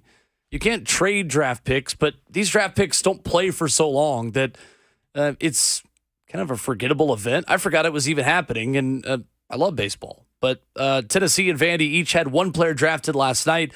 We'll tell you about it coming up next at halftime of the show on Ramon, Kayla, and Will.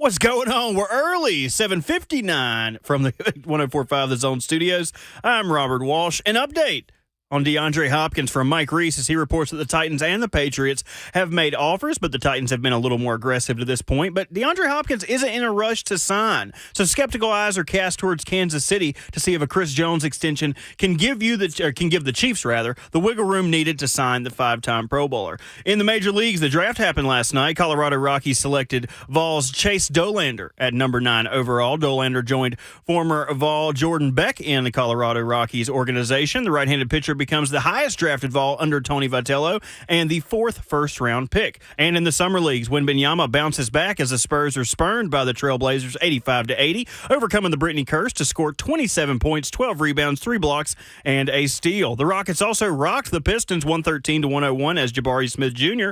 led the charge with a game-high 38 points, 6 assists, and 7 rebounds. For all your foundation repair and waterproofing needs, visit USSTN.com. With breaking news at once on your home for the Titans and the Vols, this is 104.5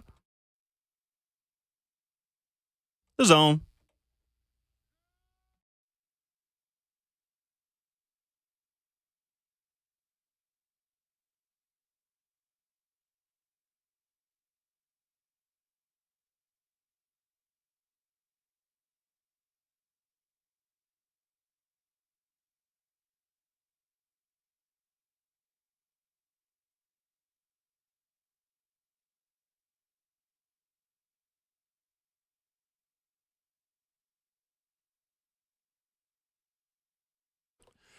Off we go into the second half of the show. Welcome to a brand new week. It is beautiful outside on a Monday in Music City.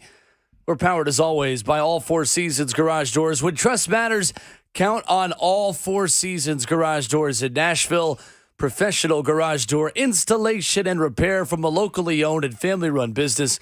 Visit allfourseasonsgarages.com/Nashville. With former Tennessee Titan Brad Hopkins filling in for Ramon Foster, we've got Kayla Anderson, Robert Walsh behind the glass. I'm Will Bowling, and the brand new show intros from Robert Walsh have been outstanding so far this morning. See, what I'm trying to do, I should have followed my childhood advice. I hated washing dishes as a kid. Yes. So what I did was I was just terrible at washing dishes. Yep. Like you'd go to pull a dish out and there'd still be spaghetti on a plate or something. And eventually my mama just told me to quit washing the dishes and she would handle it. Now that I do such a good job, like I did a good job on these opens, it's going to be like, oh, now he has to keep doing a good job. I should have set the bar much lower. So when I did a good job, you guys are like, oh, Robert, he's not as bad as we thought he was. Right. No, sir. My mom wouldn't fall for that trick. Do a terrible job and then take it from you. No. It didn't work in the yard. I still had to mow the yard. But dishes, I was taken away from that dude. I remember we had to stain the deck one year. And the house that I grew up in was it was eggshell white. I was so mad at having to stain the deck that I didn't mind slopping that stain against the house until Dad got there. What is your problem? Now, guess what? Now you got to clean the house from where you put the stain on there. So you thought you were going to do a sloppy job and get out of it? Nope. Not a chance, big boy. Nope. It's kind of like when you make a birdie and you're playing 18 holes and you get mad because now your handicap is going to get better. And the next time you play against your buddies, you don't get as many strokes in your favor. Yeah. Literally, Robert, I'll play golf now with certain friends and they'll get livid when they score they'll be like, dang it, I shot an 85. Like, why are you mad about that? It's like, well, my handicap's better now. It's like that. Your handicap now for this show, Robert, is better. You would think that the expectations for me would be so low, and I wish that was true. I wish it was true. Like when I sing a solo so low that no one can hear it. There you go. Right. Yep. Yeah, Bert, we heard enough of you, before you came to our show and Buck's show to make that show way more colorful. And that's so my expectations were already high for you coming into this show. That's what happens, man. When you're a stud like this, when you got it like that, you know what I'm saying? It's hard to hide money, y'all. Studding them out It's back hard there. to hide talent. Oh my Don't God. share our weight. Don't share our age. I do remember that conversation I do too. briefly. That was funny. Well, last night the MLB draft saw one Tennessee Volunteer, one Vanderbilt Commodore be picked to the next level. That was after LSU had players go 1 and 2, becoming the first pair of teammates to go 1-2 in draft history. The The Pittsburgh Pirates began the draft by drafting Paul Skeens. The hard-throwing pitcher went number 1. And the Washington Nationals follow with Dylan Cruz. So congratulations to what other team will sign Dylan Cruz after he goes through his rookie and first deals with the Washington Nationals since, their cheap ownership isn't actually going to pay to keep him around. Isn't that crazy? That stinks, though. See, you don't even see a future with the team that drafted him. That's right.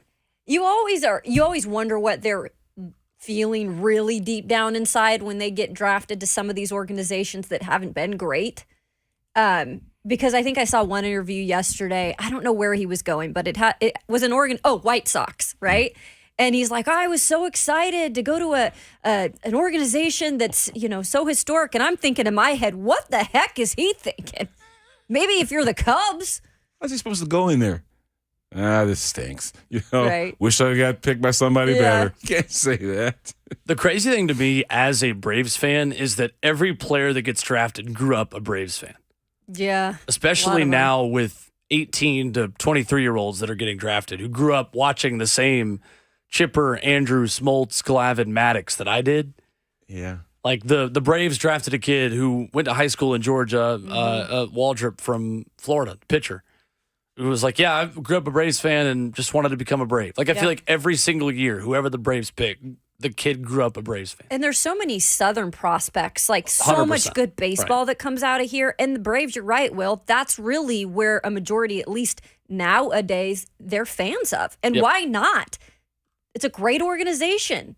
Has been, really. This generation is the very end of the TBS era.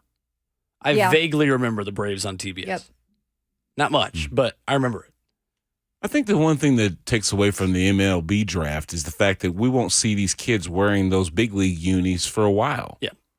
They got to go through the minors and get called up and all sorts of stuff. It could be years. Can I add to that, though? What's kind of interesting? More so than the past, and I've covered a lot of minor league baseball in my career, so I've watched a lot of those stepping stones, right? I'm telling you, though, there's a lot of guys nowadays that you'll be surprised in 2 years, they're up in the bigs. And it's like, whoa, this is a lot quicker than I thought. I mean, Tennessee's had 3 in a row. 3 in a row. 3 drafts in a row. The first pitcher to debut is a Tennessee player under Tony Vitello. Ben Joyce this year.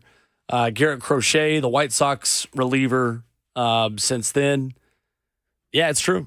Mm-hmm. I mean, you get a lot of players now who are coming up a couple months later after they're drafted. And Paul Skeens for the Pirates is going to be that next one. The LSU pitcher. How long Well, do he you looks think? grown. He does. You think now? I think he looks like a grown I think man. he He's debuts in 24. 24? Yeah. So give him a year? I think May of 2024, Paul Okay. Skeens is pitching for the Pirates. Someone made a joke, I think it was Alan Bell, our friend over there at CBS Network, and he said, so is Paul going to be ready to go after the All-Star break? Literally. All right. Literally. Garrett Crochet did debut that season with the White Sox. Jeez. That was after the pandemic, after the 20 draft. Incredible. Yeah. Crazy. Chase Dolander was the first Tennessee player taken. For the third time now in the last 4 years, Tennessee has had a player selected in the first round, as Chase Dolander was selected with the number 9 overall pick by the Colorado Rockies. No Tennessee player has been drafted higher than Dolander during Vitello's tenure. Wow. Becoming the first Vol picked now in the top 10 since Nick Senzel went number 2 overall in 2016 to the Cincinnati Reds, where he continues to start. Dolander is also the highest drafted pitcher straight out of college in Tennessee program history. Caveat there was that Luke Hochevar was drafted 40th overall in 05. I remember that. He didn't sign, played 1 year of indie ball, and then was taken with the number 1 overall pick in 2006. So technically, he doesn't count as a number 1 overall pick in Tennessee history because he was drafted the next year again. Right. Because he didn't sign. So that's where Chase Dolander went. Enrique Bradfield for Vanderbilt became Tim Corbin's 22nd first-round pick since 2003 when he took over. That is the most in the SEC. Now Vandy with a first-round pick in each of the 5 previous MLB drafts, as Enrique was taken 17th overall by the Baltimore Orioles. And it's crazy that you get drafted to Baltimore now, and that's actually a good thing. I was just going to say that, Will, because so many years we've been like, oh, the Baltimore Orioles, great ballpark, by the way. Yep. Just a mess of an organization. Not anymore, folks. They have had so much good talent in the farm system that they're now bringing up, and the Baltimore Orioles are going to be good in the future. And this adds to that list because Enrique Bradfield Jr., while he does need to increase his productivity at the plate, I think he might be one of the most fascinating defensive players once he gets to the majors, like that we see. And add to it stolen bases. You were talking about Ronald Acuna Jr. and just the way he runs bases. That's how Enrique's going to be. He's going to be fascinating to watch. He's going to be a fun player to watch. And when you get a tweet from Cal Ripken Jr. to welcome you to the organization, Yeah, it's a right. pretty big flex, huh? I just like the fact that the draft is relevant in these neck of the woods between Corbin's program and Tony V's program. Dollander going that high? Exactly. That's incredible. Yeah, it's a big deal. And we'll see what else happens as that continues today. But a number of prospects still on the board. I think the good news for Tennessee is that Wofford infielder and SoCon Player of the Year Ryan Galaney did not get picked. And he is a certainly concern for Tennessee baseball, the guy they just got to transfer from Wofford who has major All-American level potential next season, who is a draft risk and is still on the board. So not out of the woods yet, but so far so good. Yeah. For Tennessee baseball at this point. 615-737-1045, the number if you want to join in on the discussion. And DeAndre Hopkins has been the point of discussion today. We'll talk about that with Keith Bulluck coming up here in 10 minutes as he joins our conversation. But Mike Reese of ESPN reported over the weekend that the Titans have made the more aggressive offer and have, quote, been more aggressive to this point, and Hopkins hasn't been in a rush to sign. Jeremy Fowler saying the Titans are well-positioned, while adding that the Chiefs have kept in contact with DeAndre Hopkins. So that is the big story this morning. We'll get Keith's thoughts on that here coming up in just a few minutes. And I'm curious, guys, Keith's perspective on where Ryan Tannehill fits into that discussion. Mm-hmm. Are you willing to give Ryan Tannehill a 1 or 2 year extension, or even just a year extension to tack on a void year or two, if that gives DeAndre Hopkins enough security at the quarterback position to sign here? I think Keith is pragmatic.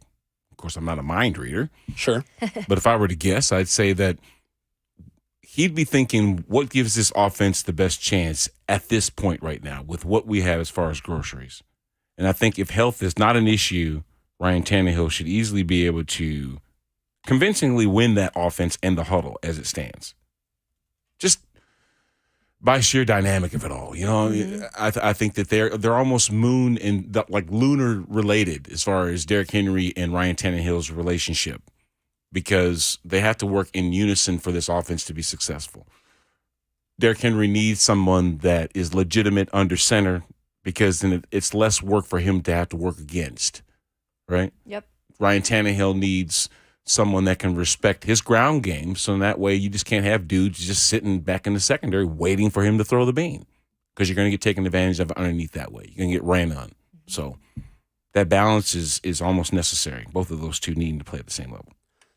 Coming up next, former Tennessee Titans linebacker Keith Bulluck joins the discussion. We'll get his thoughts on that, as well as where Jeffrey Simmons ranks in that defensive tackle conversation. And is there a misnomer out there that a player in a contract year is more motivated than a guy that just got paid? Because Jeffrey Simmons just got paid. Is he more motivated now after getting a contract versus last year when he was battling for one? We'll ask Keith Bulluck about that coming up next here on RKW.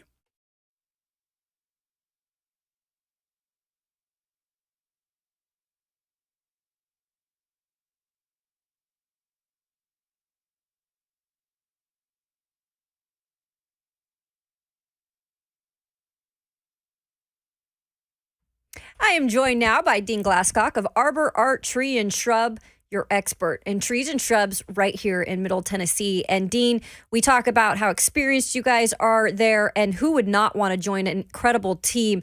You guys are hiring. Can you tell us a little bit more about that and how people can learn more? Yeah, well, the way you can learn is just pick up the phone and give us a call, 615-299-9999.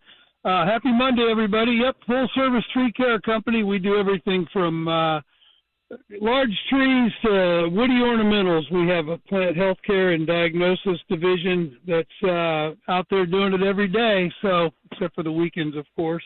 But we want to hear from you. If you're looking for a new position, a new job, we're looking for climbers. We're looking for plant healthcare techs and truck drivers. So if anybody's out there even remotely interested in working outside and working around trees and shrubs, give us a call, 615-299-9999. We have competitive pay and benefits, 401k, the whole deal. So we want to hear from you if you're interested. In the meantime, if you need any tree work, you know what to do. Call 615-299-9999. Thanks a lot. Have a great week. Thank you, Dean. Almost 30 years of experience. You can't go wrong with that. Arbor Art Tree and Shrub. You can check them out online at arborart.net. Or, like Dean said, if you're interested in working for him, 615-299-9999. That's Arbor Art Tree and Shrub.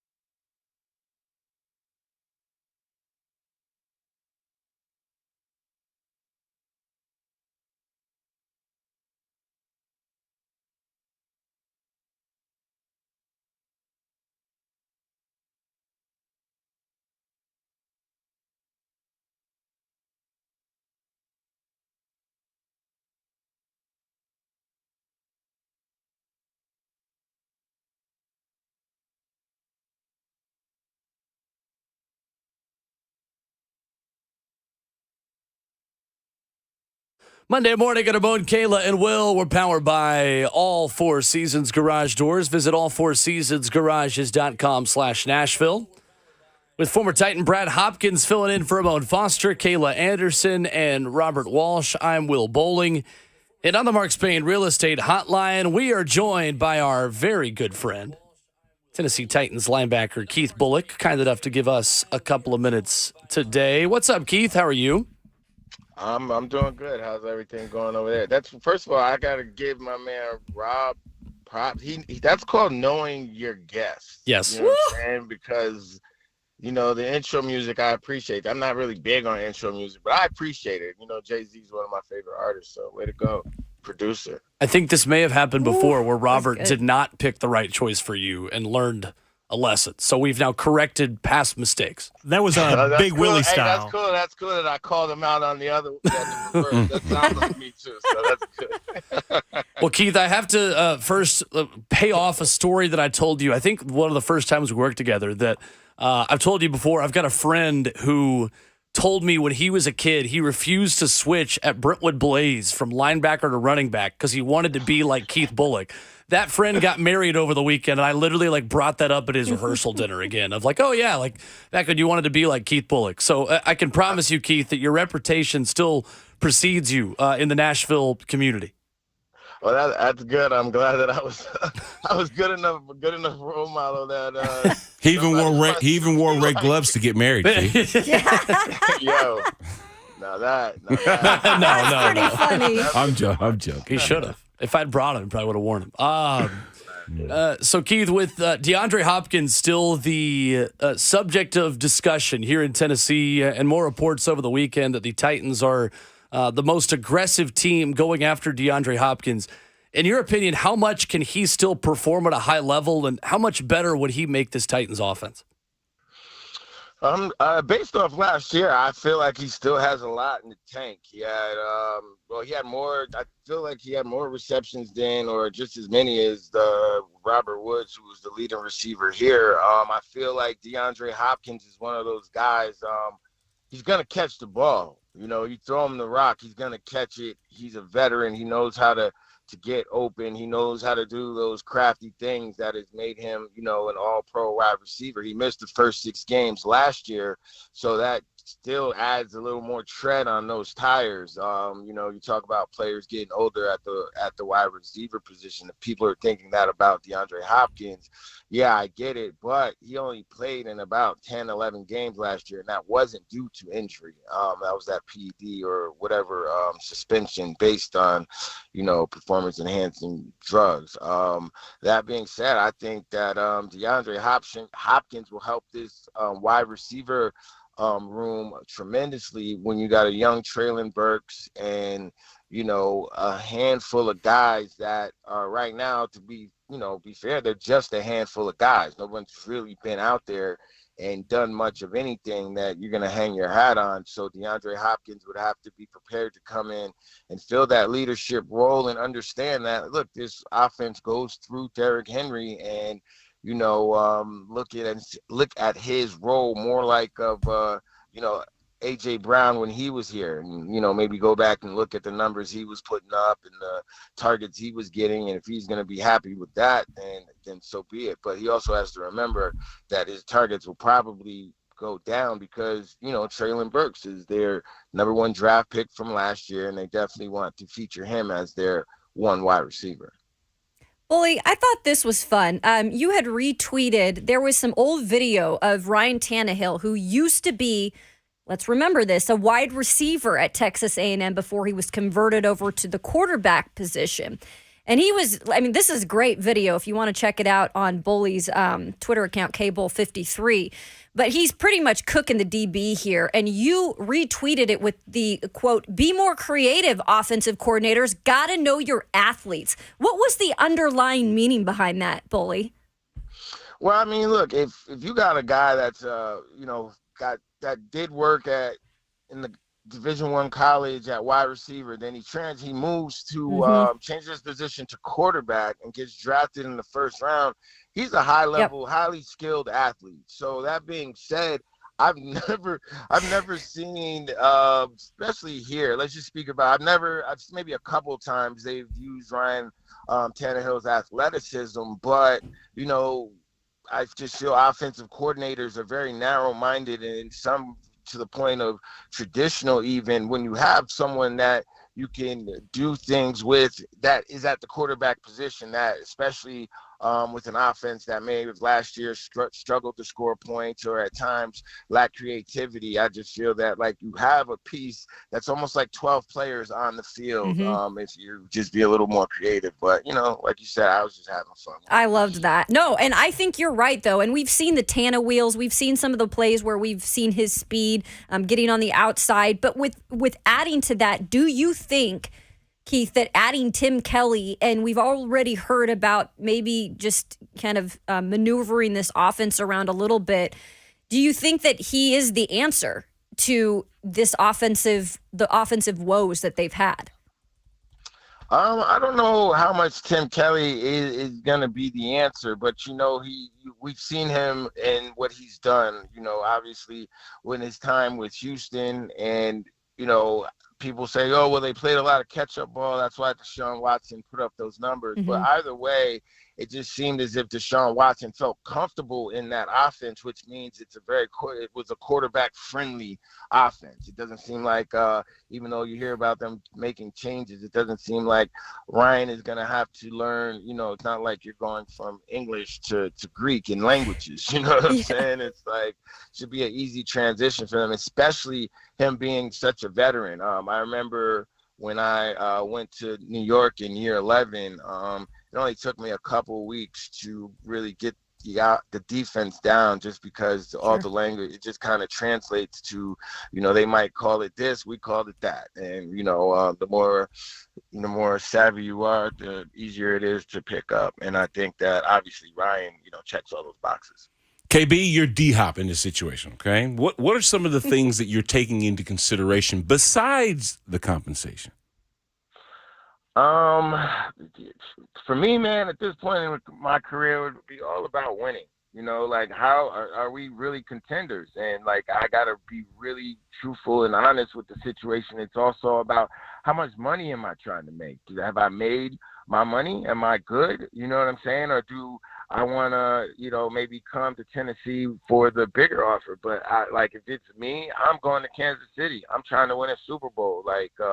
Ultimately, you play to win, you play to get paid. But I think DeAndre Hopkins has already gotten paid. Now you're playing to win. But how does he fit? How do I fit in this situation here? I look at him as more of a Juju Schuster role with Kansas City if he goes there. He has to be happy with limited snaps, playing, a situational role, maybe a third down, guy, red zone target. However that works for Juju, he got himself a ring. But if I still want to go out there and show that I'm one of the top wide receivers in the league and compete at a high level and probably get, 60 to 85% of the snaps and maybe not be the focus week in and week out. Obviously, he's not going to be there in Kansas City, but that's kind of how I would assess it for myself. I would imagine that the culture that he just left in Arizona was a bit funky, to say the least, okay? So if culture does matter, let's compare the three, KC, obviously Nashville, and New England. Which culture do you think would be more conducive for who DeAndre Hopkins is? Honestly, I feel like any star player fits in the Kansas City locker room, man. I want to go play with Travis Kelce. I want to go play with Patrick Mahomes. Their defense, their defense is going to hold it down. Andy Reid has a great track record. You could take it all the way back to the Eagles. You hear people say great things about him.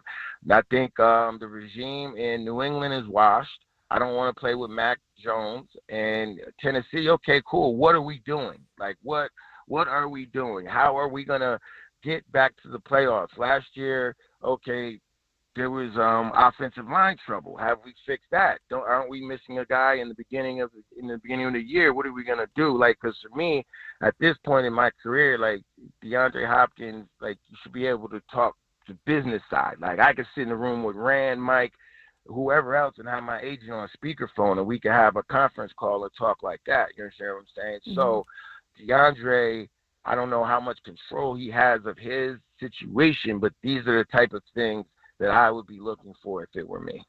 Keith Bulluck, our guest this morning on Ramon, Caitlin, Will. Keith, the Titans have $80 million of cap space towards its 2024 team. Are you willing to add a void year or even just a year onto Ryan Tannehill's contract at this point of the process in order to make the money work for DeAndre Hopkins a little more easily? Like now as a GM, I would have to see what his commitment is to us. You know what I mean? That also means that, all right, I have a Levis or, Willis, somebody's still going to be on the bench the following year. You know what I'm saying? And that would be another important question for me. Sure. If I'm DeAndre Hopkins, is like, who's going to be my quarterback? I don't know if I want to play with a second-year guy. Like, now we're experimenting, not necessarily experimenting, but, let's just say Ryan plays the whole year and the Titans just choose to go with Will Levis or Malik Willis the next year. I don't know if I'm signing up for that. If I'm DeAndre Hopkins, knowing that, Patrick Mahomes is, going to be there for the long term. And even if it's a one-year deal with Kansas City, I'll bet on myself anytime. So it's an interesting situation, and maybe that's why he hasn't pulled the trigger. But I like the Titans being aggressive, showing that, look, we really want you. We want you to come here. We want you to be a part of this.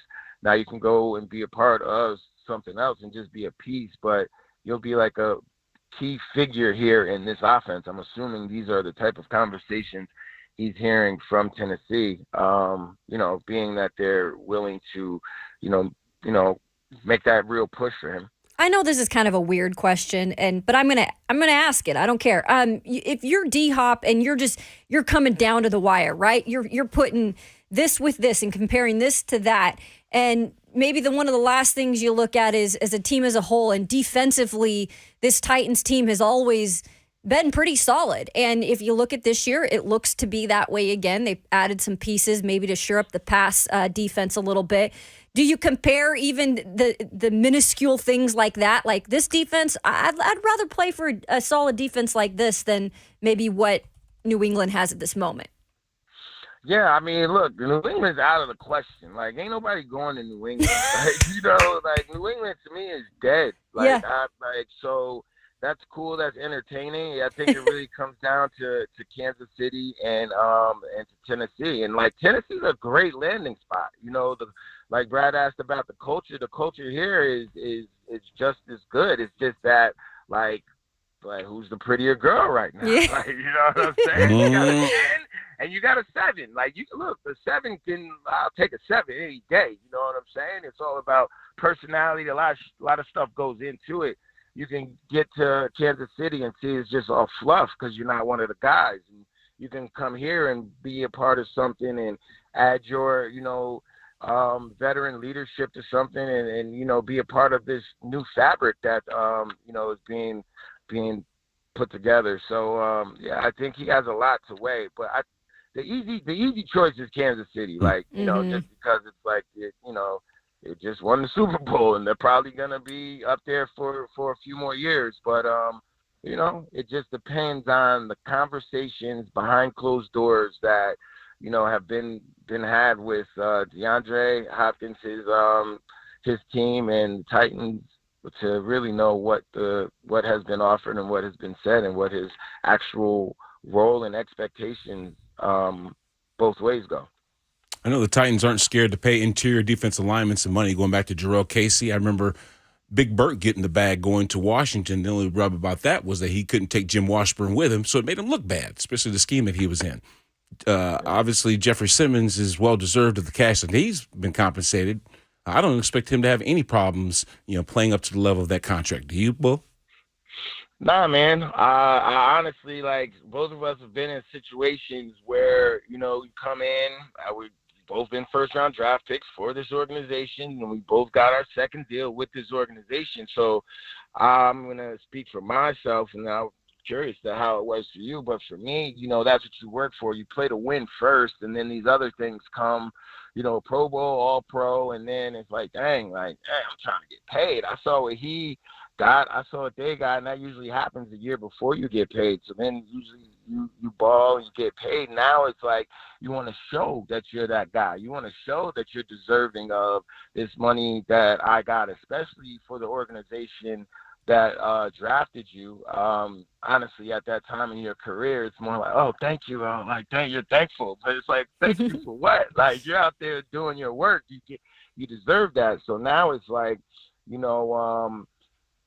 get drafted as a first-round draft pick. You don't want to be a bust. And then when you get that contract, you want to show that you're deserving, and you want to bring what everybody has tried to bring to this city since they've been here. That's the NFL a Lombardi trophy. So, that's the next thing, the next mindset you go to. That's what it was for me. What about yourself? Compensation was a level of demarcation. If you're a highly paid player at that position, people revere you as one of the best, and you must live up to that standard. Period.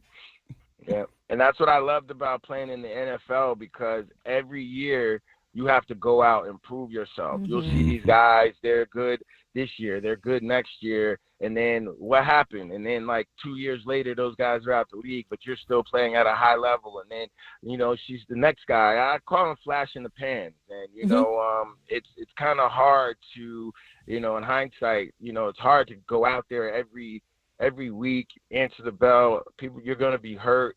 You have expectations to play at a high level, and then it even goes up once your dollar amount gets higher, because now you have, as a player, I'm not going to play this week, or I'm not going to, so it comes down to you as a player. What was your character always like, and what does it mean to you?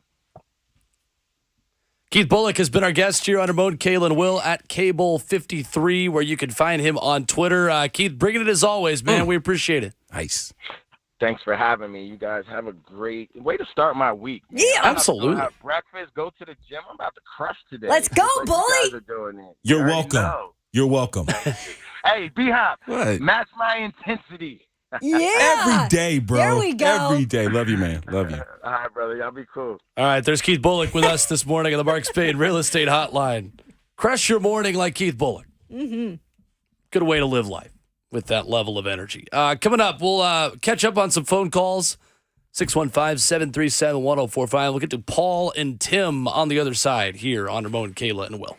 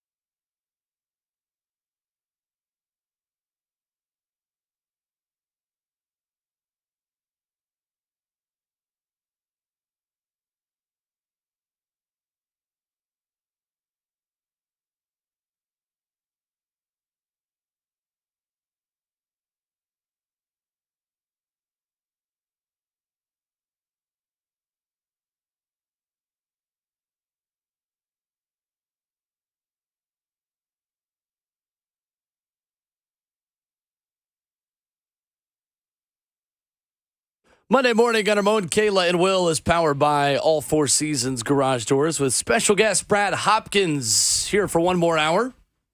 615-737-1045. How you join in with Kayla Anderson and Robert Walsh. I'm Will Bowling. What do you mean I'm a special guest in a slow class? Special guest host. That's slow. You're our guest. Oh. Special guest. You talking Put about our special? service to the test. I like your Music City Mondays, though. Yeah? Mondays in Music City, how you said that the last time. That's you right. Should, you should Mondays and music. do more of that. Keep that as a thing? Okay. Yeah. I like it. Thank you. Let's go to Tim in Nashville. 615-737-1045 as we catch up on the phone lines. Good morning, Tim. Hey guys, how are y'all? Great. Hey, Tim. So I want to ask a question. I mean, Brad is so good, but see, I'm kind of old school on Titans. I mean, Steve McNair and Eddie George. But can we get back to that or no? I think we have to create our new demons, so to speak. I mean, we've been chasing ghosts for decades, Tim. But I think that it was a combination of the right environment, the circumstances, that created a unique situation, right? We had just moved here. Pro sports wasn't even a thing really here in Tennessee yet.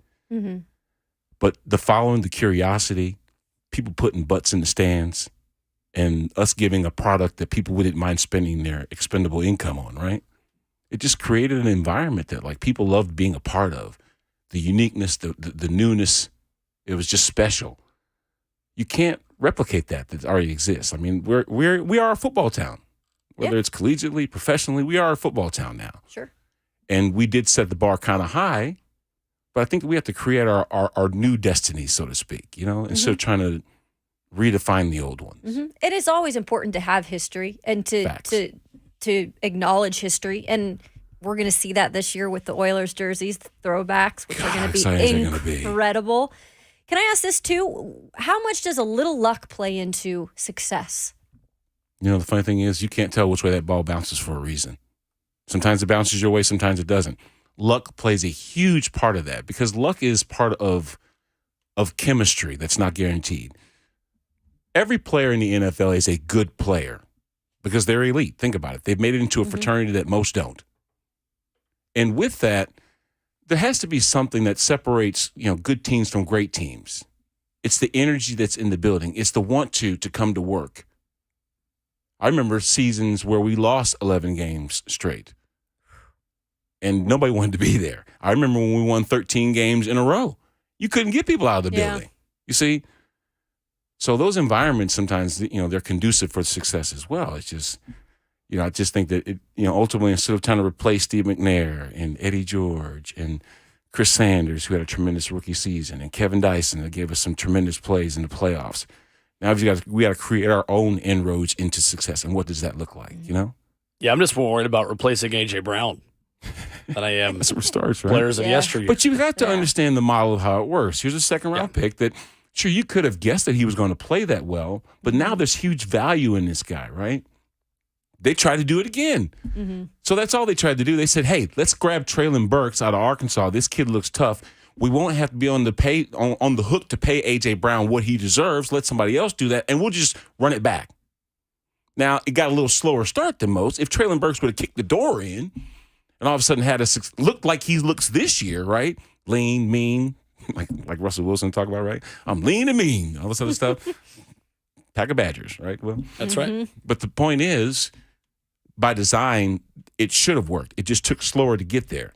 I think Traylon Burks is looking now to be the guy that they would have hoped to have drafted year one, but now he's positioning himself to do that. And with DeAndre Hopkins now potentially on the horizon, that could be another added advantage. Right.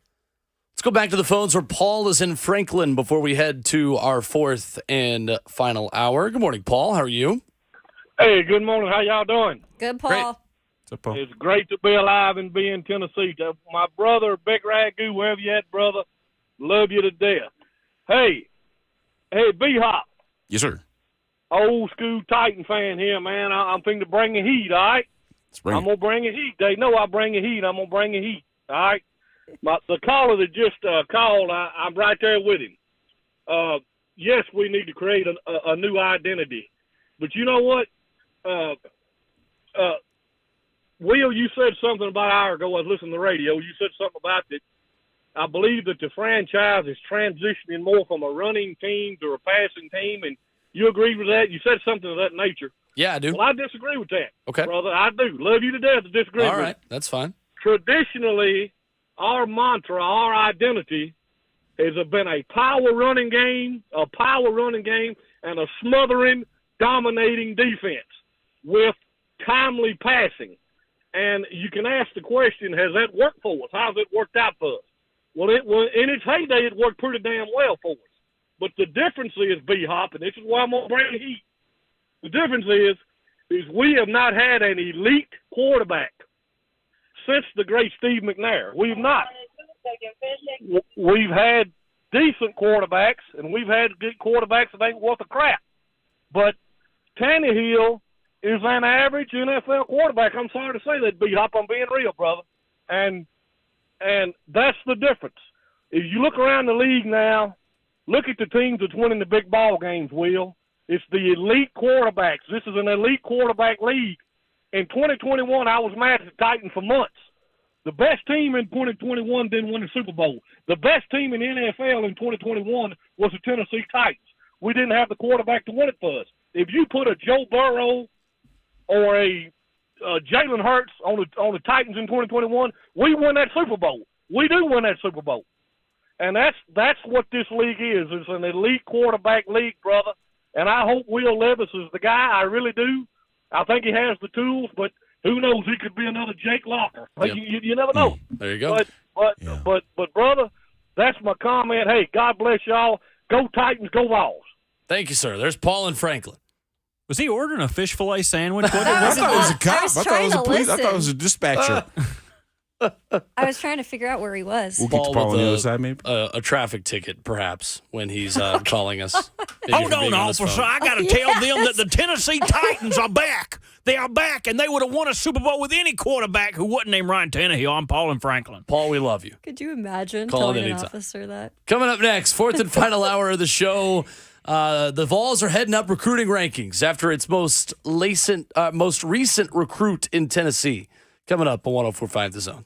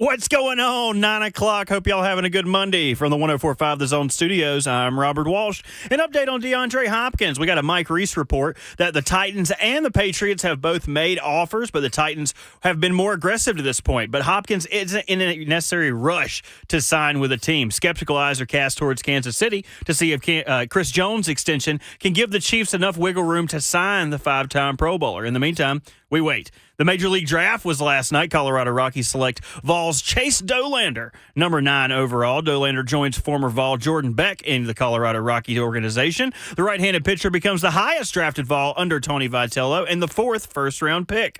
And in the NBA Summer League, when Wembanyama bounces back as the Spurs are spurned by the Trailblazers 85-80, overcoming the Brittany curse to score 27 points, 12 rebounds, 3 blocks, and a steal. For all your foundation repair and waterproofing needs, visit USSTN.com. Breaking news at once on your home for the Titans and the Vols. This is 104.5 The Zone.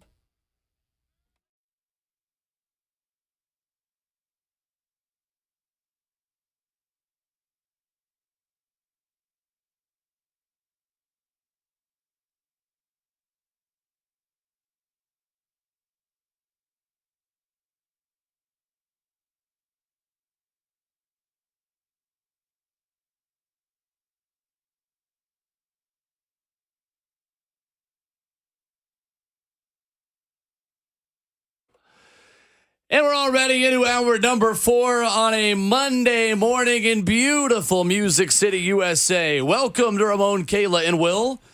We're in 15 minutes. We talk with John Glennon, bringing him into the Titans discussion. ESPN's Mike Reese saying the Titans are more aggressive than New England in their pursuit of DeAndre Hopkins. That's been the topic of discussion this morning, and you can join that discussion on the Mark Spain Real Estate Hotline at 615-737-1045, or you can do so in the F&M Bank chat that has been alive and popping on a Monday morning. YouTube, Facebook Live, Twitter, or Twitch. Hit the subscribe button, the follow button, whatever buttons you need to press besides ours.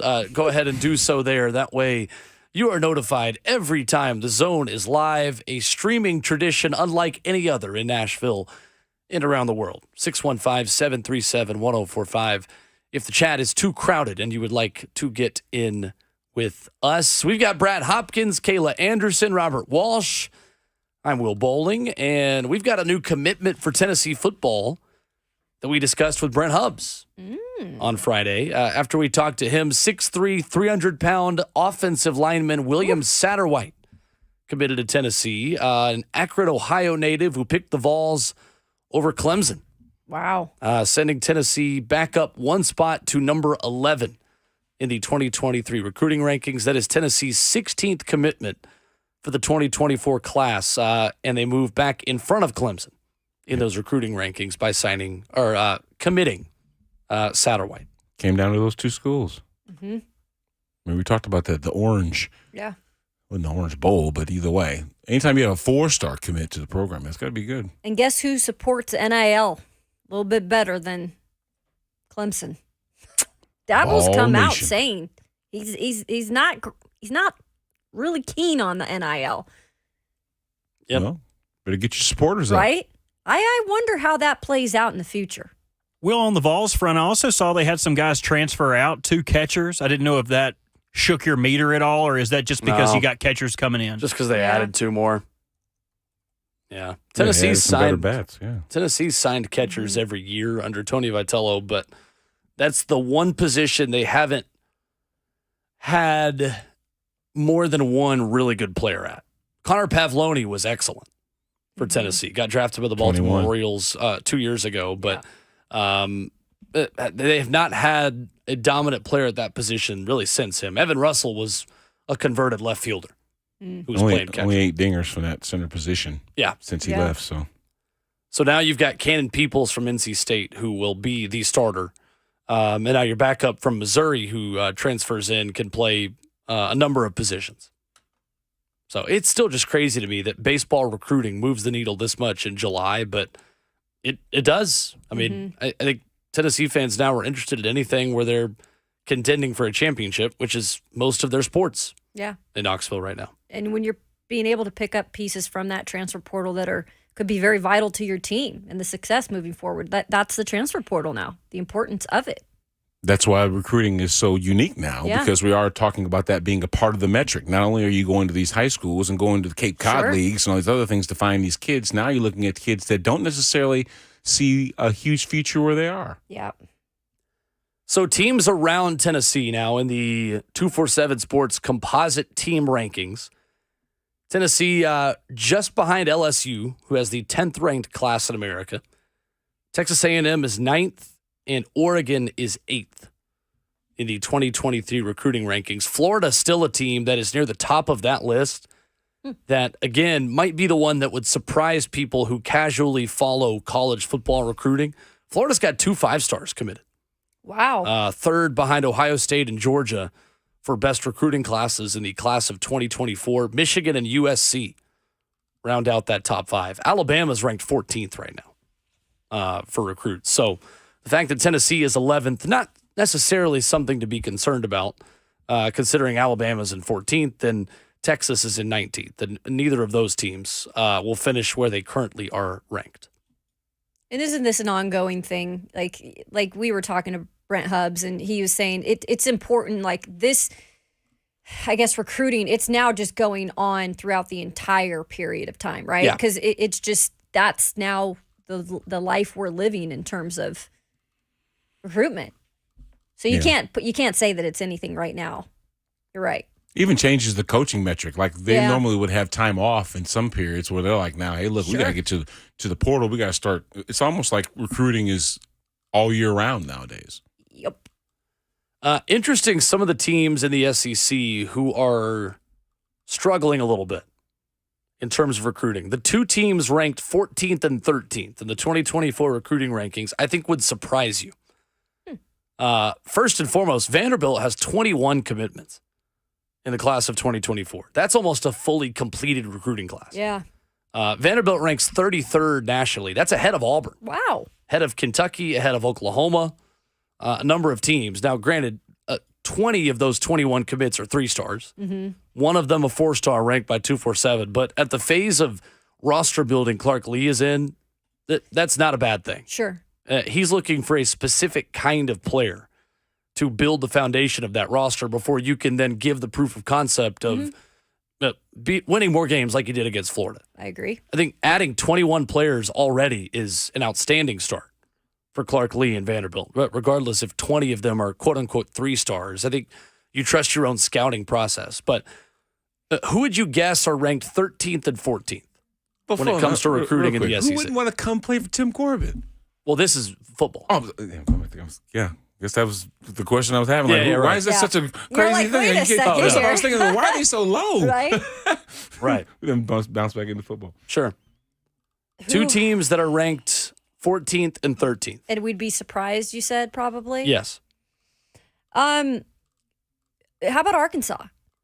Arkansas is not one of them. Okay. Arkansas is 25th in recruiting right now. Okay. 7 4-stars, actually, already for Arkansas. Let's say, Missouri. No, because that's not surprising. Oh. Missouri? No, that's very surprising. Okay. Eli Drinkwitz has recruited well at Missouri. Okay. And he is not recruiting well this year. Uh-oh. 14th in the SEC. Missouri has 10 commits. 7 of them are 3-stars. 2 of them are 4-stars. I guess one of them is just not ranked. Mm-hmm. And Missouri has the number 62 recruiting class in the country. Okay. They are 14th. Auburn is 13th. And that's, I was actually going to say Auburn will. But 7 of them are 4-stars. And that's just, again, first-year head coach. Takes you a little bit longer. Hugh Freeze there, yeah. To get commitments from guys because you don't have as much of a proof of concept to sell. Mm-hmm. And your staff, you're putting that together and trying to get that intact. I get that. But Missouri, we had this chat, Will, about Eli recruiting well, right? He's a good recruiter, but how long can you just hold on to that? You have to produce, right? Once you get those guys in, you have to actually produce and put something out on the field. They just haven't had that success yet. Yeah, Missouri ranked 33rd last season, which was middle of the road and certainly towards the bottom of the Southeastern Conference. 2022 was their great class when they were 15th. Mm-hmm. I mean, the only reason why Eli Drinkwitz is still there is because he got a 5-star in that class and got some guys to commit early on in his tenure. And Luther Burden was that guy from East St. Louis, who certainly has been pretty good, has lived up to that. Yeah. But at this point, Eli Drinkwitz is the guy that I think is among the hottest seats in the SEC going forward into these SEC media days. Yeah, I think so too. And look, I know it's the SEC and I know it's the toughest conference to play in. And when it comes down to it, no one's feeling sorry for you though, because you've got to compete. Like you've got to compete, and he hasn't been able to really put that product out there. And they've got great recruits there, even in state. They do. Yeah, they certainly do. I think you could make the argument as well that no school will be more impacted by Texas and Oklahoma joining the SEC than Missouri. Yep. Because that is those are the teams that are the most closely battling with them for recruits. They can't escape them. Didn't Missouri come from the Big 12? Yep. Yeah, they did. They're like, man, I can't get away from y'all. Yeah, A&M and Missouri are those two teams. Following us over here. And A&M has enough of a collective and enough of a footprint where Texas A&M can overcome that a little bit better than Missouri can. I agree. A&M also has Jimbo Fisher. Yeah. Who can say, look, I've won a national championship, and there aren't many active coaches in college football not named Saban and Sweeney that can say that. Yep. See, Austin puts more pressure on College Station now that they join the conference again, because now it's back to Texas versus A&M for the state of Texas and who gets the most athletes coming from there, right? Which is I don't fun. think there's any pressure from Missouri, like trying to be this football juggernaut like there is in the state of Texas to be relevant against the Longhorns. So here we are again, looking at the Aggies like, man, can we not get at least some equal footing here, so to speak? But then I think college football would love to see on a regular basis Texas play Alabama and Georgia and Florida. Yeah. You know, teams like that really move the needle. Mm-hmm. It's one of the best rivalries in college football, Texas and Texas A&M. It's one of my favorites. And what the ultimate little brother, A&M to Texas. And so now that it joins the what's the bowl game in the state of Alabama, Auburn and Alabama? Iron Bowl. Oh, the The Iron Bowl. It joins the Iron Bowl. I guess is an SEC must watch, right? When A&M and Texas are back in the same conference and they're starting to play each other again, you know, for seemingly something. It's more than just the standings in the division. What is that game? What's that game called that A&M and the Longhorns play each other? It's not. It's not really called a game? anything. It's just Texas. It's not like Texas A&M. Oklahoma and the Red River rivalry. I know and all you'd that think stuff. there would be, Yeah, right? that's kind of crazy.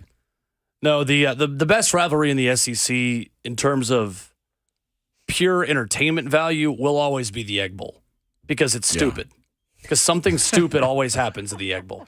The Iron Bowl is the best rivalry in the SEC. The Egg Bowl is the most fun rivalry in the SEC because it's remarkably stupid. And neither of those teams are ever competing for national championships. One of them is always competing for bowl eligibility. Like the fact that a guy mimicked a dog peeing after a touchdown, and it was like the third most crazy thing that's happened in an Egg Bowl in the past 10 years. It's the stupidest game ever, and I love it. And I will sit there with Thanksgiving leftovers every single year as a captive audience and watch every second of it. And I wish the great Mike Leach was still there. Yeah. Because it made it even that more did. great to have Lane and Mike on the sidelines. Coming up, John Glennon joins us. Talking Titans at Glennon Sports on Twitter. Covers the Titans for the Nashville Post. Covers the Nashville Predators as well. Been a very busy couple of weeks for him as he covers everything Nashville. And we'll get his thoughts on the training camp headlines going into training camp that is, guys, just 2.5 weeks away Holy smokes. for the Titans. Somehow. And want to get back into the Malik Willis conversation. Going into training camp now in the middle of July. Is Malik Willis in or out of the 53 as of July 10th? We'll ask Sean and Glennon that coming up next on our Ramon, Kalen, and Will.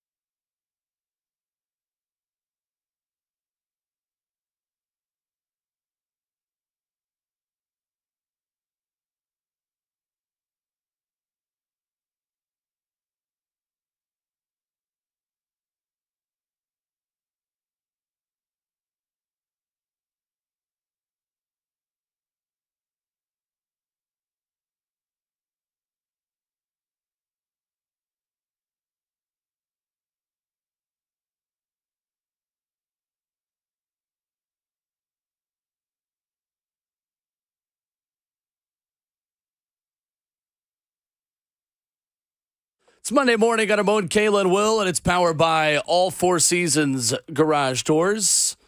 As we continue the Titans discussion here in Hour 4 with former Titan Brad Hopkins, Kayla Anderson, Robert Walsh, our producer. I'm Will Bowling. And on the Mark Spain Real Estate Hotline, our very good friend John Glennon, covering all things Nashville sports, Titans, Preds, and more for the Nashville Post. Kind enough to give us a few minutes this morning. What's up, John? How are you?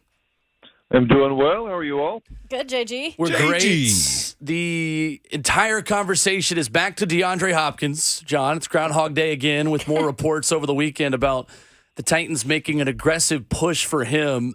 In your opinion, if DeAndre Hopkins becomes a Titan, what would be a successful season for him? What would the benchmark be in two-tone blue? Ooh, excellent question there. I don't think it's fair to have expectations for DeAndre Hopkins as the DeAndre Hopkins of a 2020 or a 2019. I think that's probably in the past. And let's remember, too, that he is not going to be playing for the most dynamic, pass-oriented offense in Tennessee if indeed he does come here. Honestly, I would think probably 70 catches. I'll say 70 catches. I'll say maybe 800, 900 yards and a handful of touchdowns. Again, maybe some people are saying that sounds low compared to what he's done in the past. But, you got to understand this is DeAndre Hopkins at age 31 who's missed some games the last 2 years, who, again, would not be playing in a throw-it-around-the-park offense here in Tennessee. Not a ton of other options. So, I think that would be a huge boost if he could put up those numbers and free up some of the other Titans wide receivers like Traylon Burks as well. So, John, along those same lines, is 800 yards the expectation for Traylon Burks too, or are you thinking a higher number for him? I think in that ballpark is fair. I think, maybe 700 to 800 yards. I think an incremental step. I think everyone has been impressed with Traylon Burks. To me, honestly, it seems like a new person. Just from talking to him, from watching him, it's Traylon Burks 2.0. Now, again, this is the off season. This is what we saw in OTAs and in minicamp. So is it going to be the same? In training camp and preseason and regular season, we don't know yet. But the first steps we've seen have been really, really impressive physically, mentally, I think just confidence-wise and kind of the comfort that he has. So I think if he takes another step forward, I think we're talking 700, 800 yards. And again, I'll go back to saying the same thing again. Some people say, hey, those aren't the most incredible numbers in the world for a wide receiver. But let's remember the offense that we're dealing with here. And let's remember what a big step that would be from Traylon Burks' rookie year as well. I think the biggest question now, and we've wondered about that wide receiver room, and there's still much to be proved with names like Kyle Phillips specifically, and if he can stay healthy. But it still is now the offensive line and has been. With Nicholas Petit-Frere out for 6 games now, how do you feel like this line shuffles in camp, and where do you see specifically on the right side, that tackle spot, the guy that will be taking that place? Yeah, obviously probably one of the biggest questions going into training camp, I would have to say. And to me, it kind of comes down, the first thing maybe you have to ask is, do you want to keep the rest of the line the same? You were starting to build a little chemistry with that group as a whole. Do you want to keep the rest of the 4, maybe that the rest of us sort of have penciled in? Do you want to keep that group the same and just change, what's happening there at right tackle? Or are you open to moving some of those guys who were starters at the other 4, moving them around as well? If you kind of opt to keep the rest of the 4 in place, then, I think you're looking at either, I think probably Jamarco Jones, kind of a versatile guy who's played a little bit of right tackle. I think he would probably have the the edge over the draft pick, the rookie Jalen Duncan at this point. Okay. Or there's also obviously the free agent route, with George Fant has to be the leading contender there. I think that would be a great move by the Titans, depending on what kind of money that they have. If you're open to maybe making some changes with the other guys in the offensive line, certainly I think you'd have to at least consider moving Brunskill, who we figure will be a starting right guard, maybe moving him over to right tackle for the first 6 games. He's a guy who actually has probably the most experience of anybody in that group. Sure. Playing right tackle. I think he played about 300 snaps during the 2019 year. So he's got a little background. But then, of course, all of a sudden you're playing musical chairs, and okay, well, who moves into the right guard position? Is that Jamarco Jones? This would be a great situation for Dylan Radins. Obviously, if he was healthy, come in and make an impact. Yeah, unfortunately, that injury so late for Dylan Radins last year, the torn ACL in December, right. Not going to be ready for the start of camp. So it's tough to really rely too much on what Radins will be able to do early in the season. And speaking of ACLs, Harold Landry coming off of that, and we all know, we've seen, in the NFL, it looks like the first year coming back from an ACL, not 100% themselves, and they've had players here in Tennessee who have admitted that. With saying that, what do you expect? What are your expectations for Harold Landry coming off of this injury this year? Yeah, I guess the only good news, if you want to phrase it that way, about Harold Landry's injury last year was that it happened so early. Mm-hmm. Obviously before the training, before the season got underway and so forth. So he's had a lot of time to recover. This isn't like the Dylan Radins situation we just referenced, where the injury was last December and a player's not even going to be ready for camp. All indications are from Mike Vrabel that Harold Landry, should be ready for training camp. And we know this about Harold Landry. He's a guy, in some ways, I think a little bit like Derrick Henry in terms of a guy who loves working out, who loves, improving himself that way. So if anybody's going to be at the top of their game as much as possible coming off that ACL, I think it's going to be Harold Landry. Still a pretty young guy, relatively young guy as well. I think that probably aids his, recovery time also. We haven't seen him set foot on a field, so, I can't say this from what I've seen. But I'm optimistic about what Landry brings this year, even if it's that first year after the ACL. John, what is your first impression of Ran Carthon in his first foray as general manager? And more specifically, how congenial is his relationship with Mike Vrabel?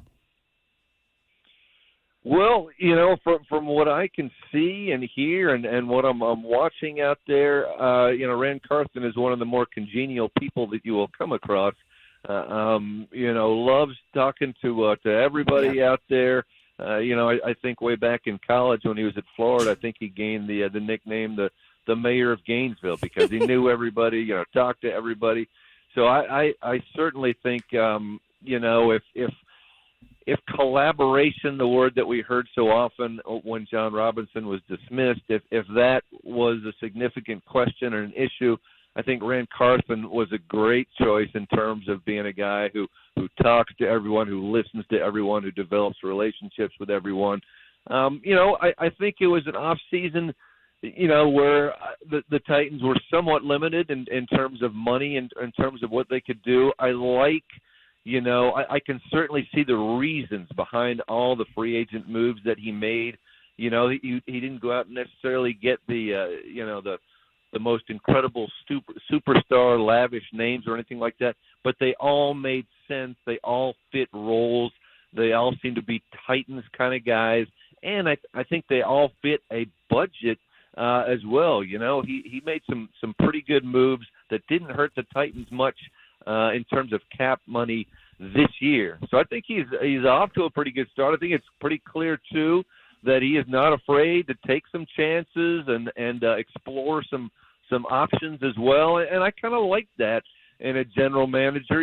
There was some criticism certain that maybe John Robinson maybe did too much of that. I don't know, but I'd rather have an aggressive general manager who's willing to make some moves, to explore some options, than one who is more prone to stand pat and just let things be. I would imagine, John, that if the Titans were able to pull off DeAndre Hopkins' acquisition, that he would be pretty instrumental in doing that. And, D-Hop's chances, or D-Hop would, I think, improve the Titans' chances of winning the division. So with that, give us your thoughts about the layout of the division. Does it still go through Jacksonville?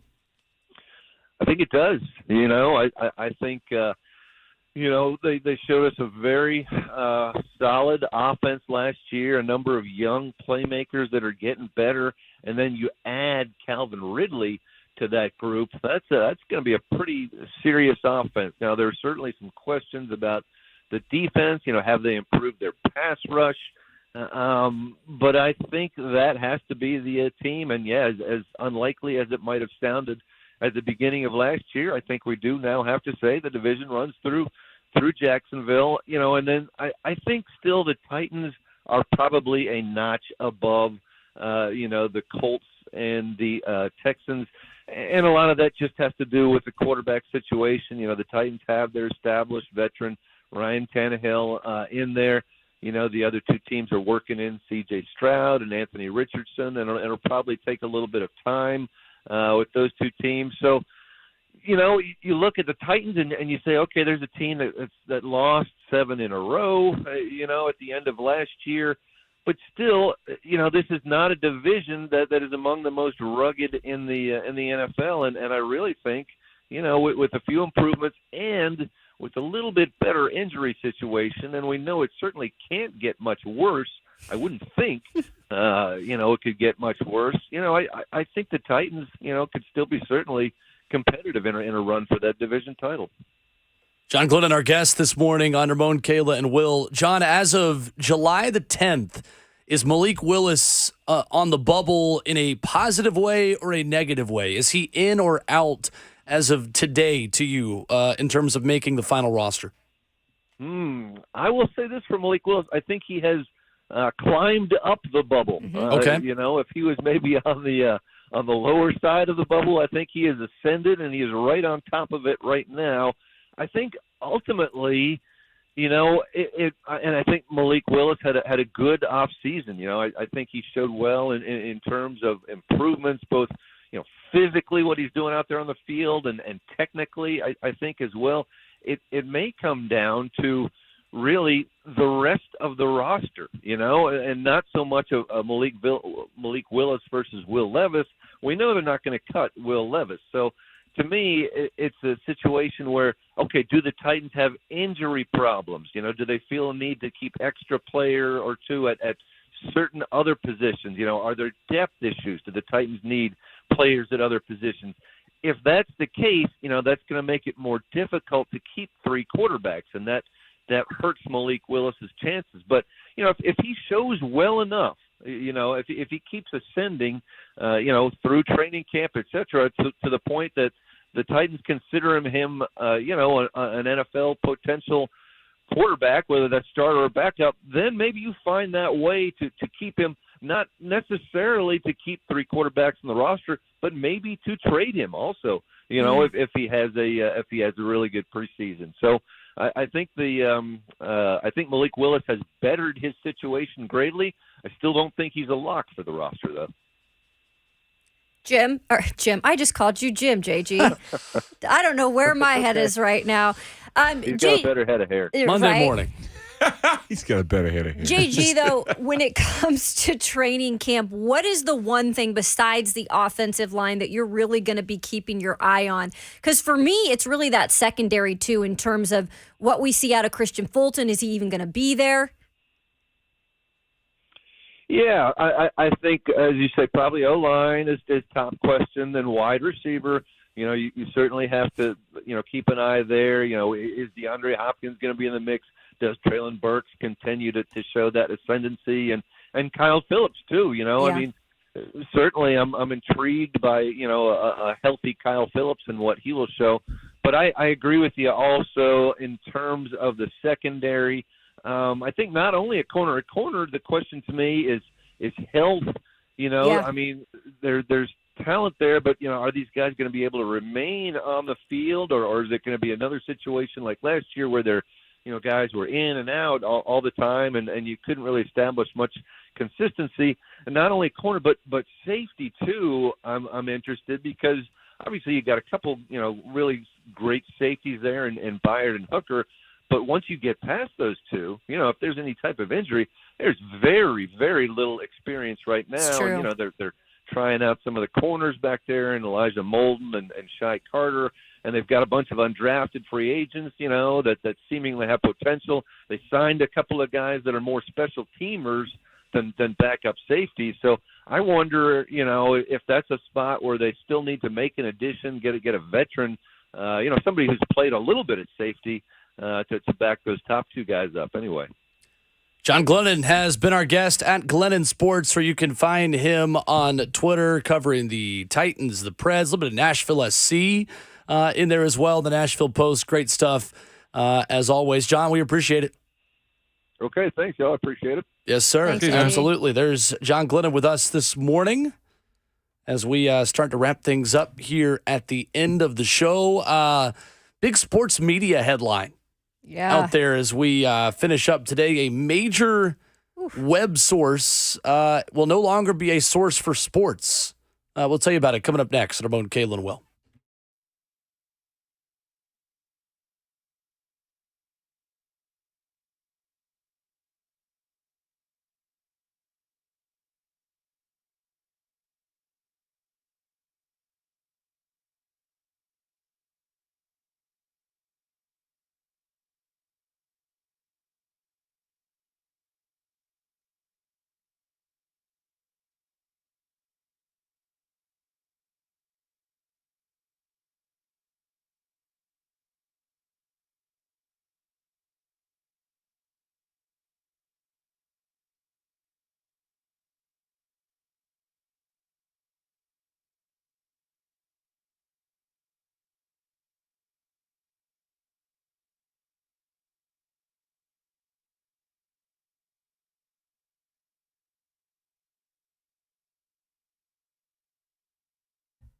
Hey, it's Kayla Anderson with Window Nation. We're all feeling it, even though we got cooled down a little bit with the rain this weekend, but you still got the humidity going on. The heat is rising. It is July, so we're feeling those sweaty temps, and that means, guess what? You're clicking that AC on and clicking it into overdrive, and that means sky-high energy bills. So what is the solution?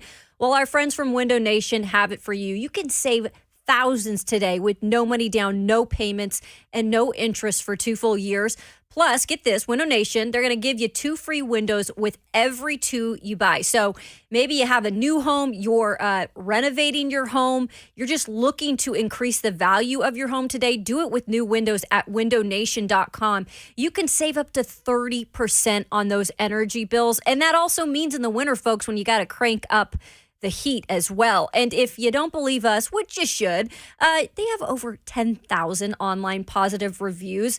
Plus, add this to it, comprehensive lifetime warranties on the entire window, including glass. So get on this deal now. 000 for 2 full years. They're not messing around. No money down, no payments, and pay no interest for 2 full years. You can always check them out. Call 866-90-NATION or simply go to windownation.com.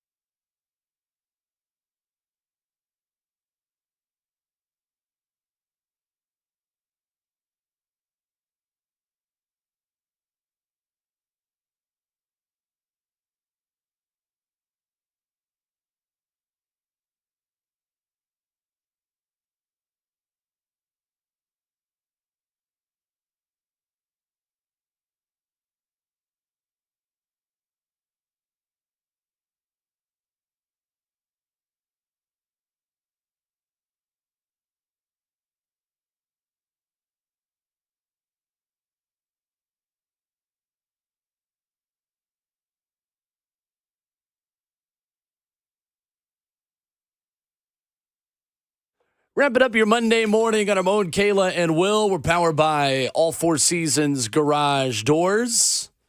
Special thanks to Brad Hopkins. Man. Shout out. Week that's flown by. Shout out to you for crushing it with us this past week. We've really enjoyed it, man. Shout out to Bert bringing us in some funkiness. Right? Absolutely. What? Been a fun couple of days on the show where Sorry. Ramon Foster will be back on the show tomorrow morning, as well as brother, Ron Slay.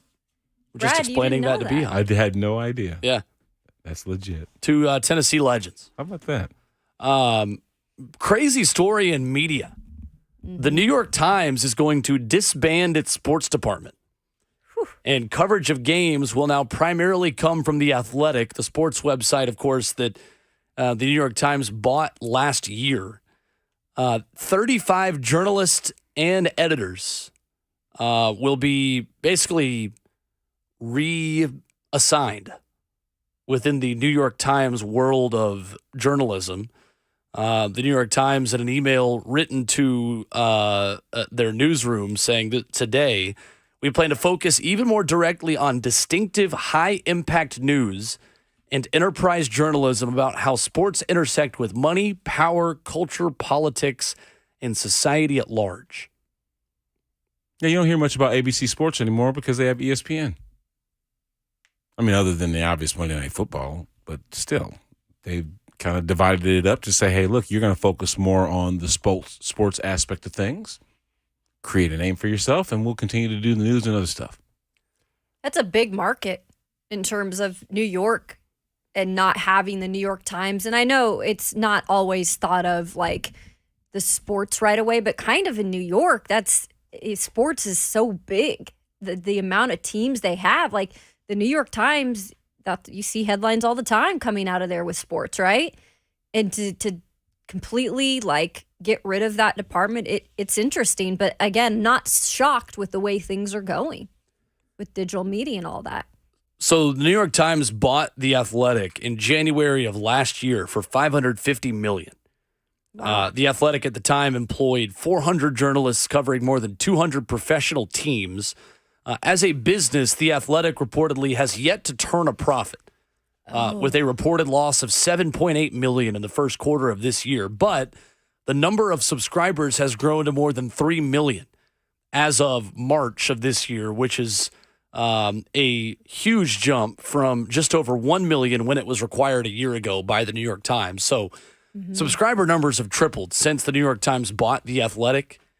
But The Athletic has had to lay off some writers as well. And some excellent journalists have been laid off. So, I mean, I just think the most important thing to remember when, you see people who write and talk on TV and are on the radio and their jobs have major transitions or they lose their jobs, that, I mean, they're real people going through real, legitimate, life-altering changes. Yeah. Yeah, but content is easily made nowadays. I know. Everybody's got a podcast. And now we've got content about people that make content. Yeah. So I think that's interesting and certainly a shift made by the New York Times. The major other story that broke over the weekend when it comes to hard news and journalism, Northwestern going through quite a tumultuous weekend and a suspension given to head coach Pat Fitzgerald, who's been the coach there since 2006 after a report about hazing that has taken place for quite some time was released over the weekend. A former player talked to Adam Rittenberg and ESPN.com, adding to this story saying Pat Fitzgerald absolutely knew about hazing in the program and he failed by not intervening. Should have made it stop, and if he truly did not know, he should not be the head coach, says a player anonymously to ESPN.com. That is one of those situations where the details are pretty gross and the hazing that has been unearthed by an internal investigation and excellent student reporting by student writers at Northwestern University who have brought this to light. But just a really messy situation, and one I believe we'll get a lot more info on as the days and weeks continue. Yeah, a little shocking there because that's also a coach I've never heard much negative stuff about, a coach that has had chances to go probably take other jobs at some point and has stayed there at Northwestern and continued to try to build that program for, it's tough in the Big Ten to build the type of program like that. So it was shocking to me. It wasn't shocking to me. I never experienced that type of culture in any sort of, facility that I was a part of, but I have heard of that from other players that I've played with throughout the years. Just some things that they thought were just like part of the culture that when they told it to us, we were like, are you crazy? Yeah. That's what y'all used to do there? So Northwestern, this is happening? No, not Northwestern, Okay. other schools. So this is, so in other words, I say that to say that this story might be the tip of the iceberg for players, particularly new to a program that don't necessarily agree with the quote unquote hazing or initiations that go on college campuses, right? So you might hear more of this conversation from other schools that are have kind of similar cultures. Opens up a book. So there it is. Monday's show is wrapped up. The Buck Rising show is up next. They've got Lucas Panzica back from vacation. Woo. We've got people coming back from vacation all over the place. Ramon Foster joins us again tomorrow. Brad, thank you again. Really fun week. Thanks, Brad. Until next time, my friends. Yes. Absolutely right. We are back at it at 6 a.m. tomorrow morning. The Buck Rising show is next on 104.5 The Zone.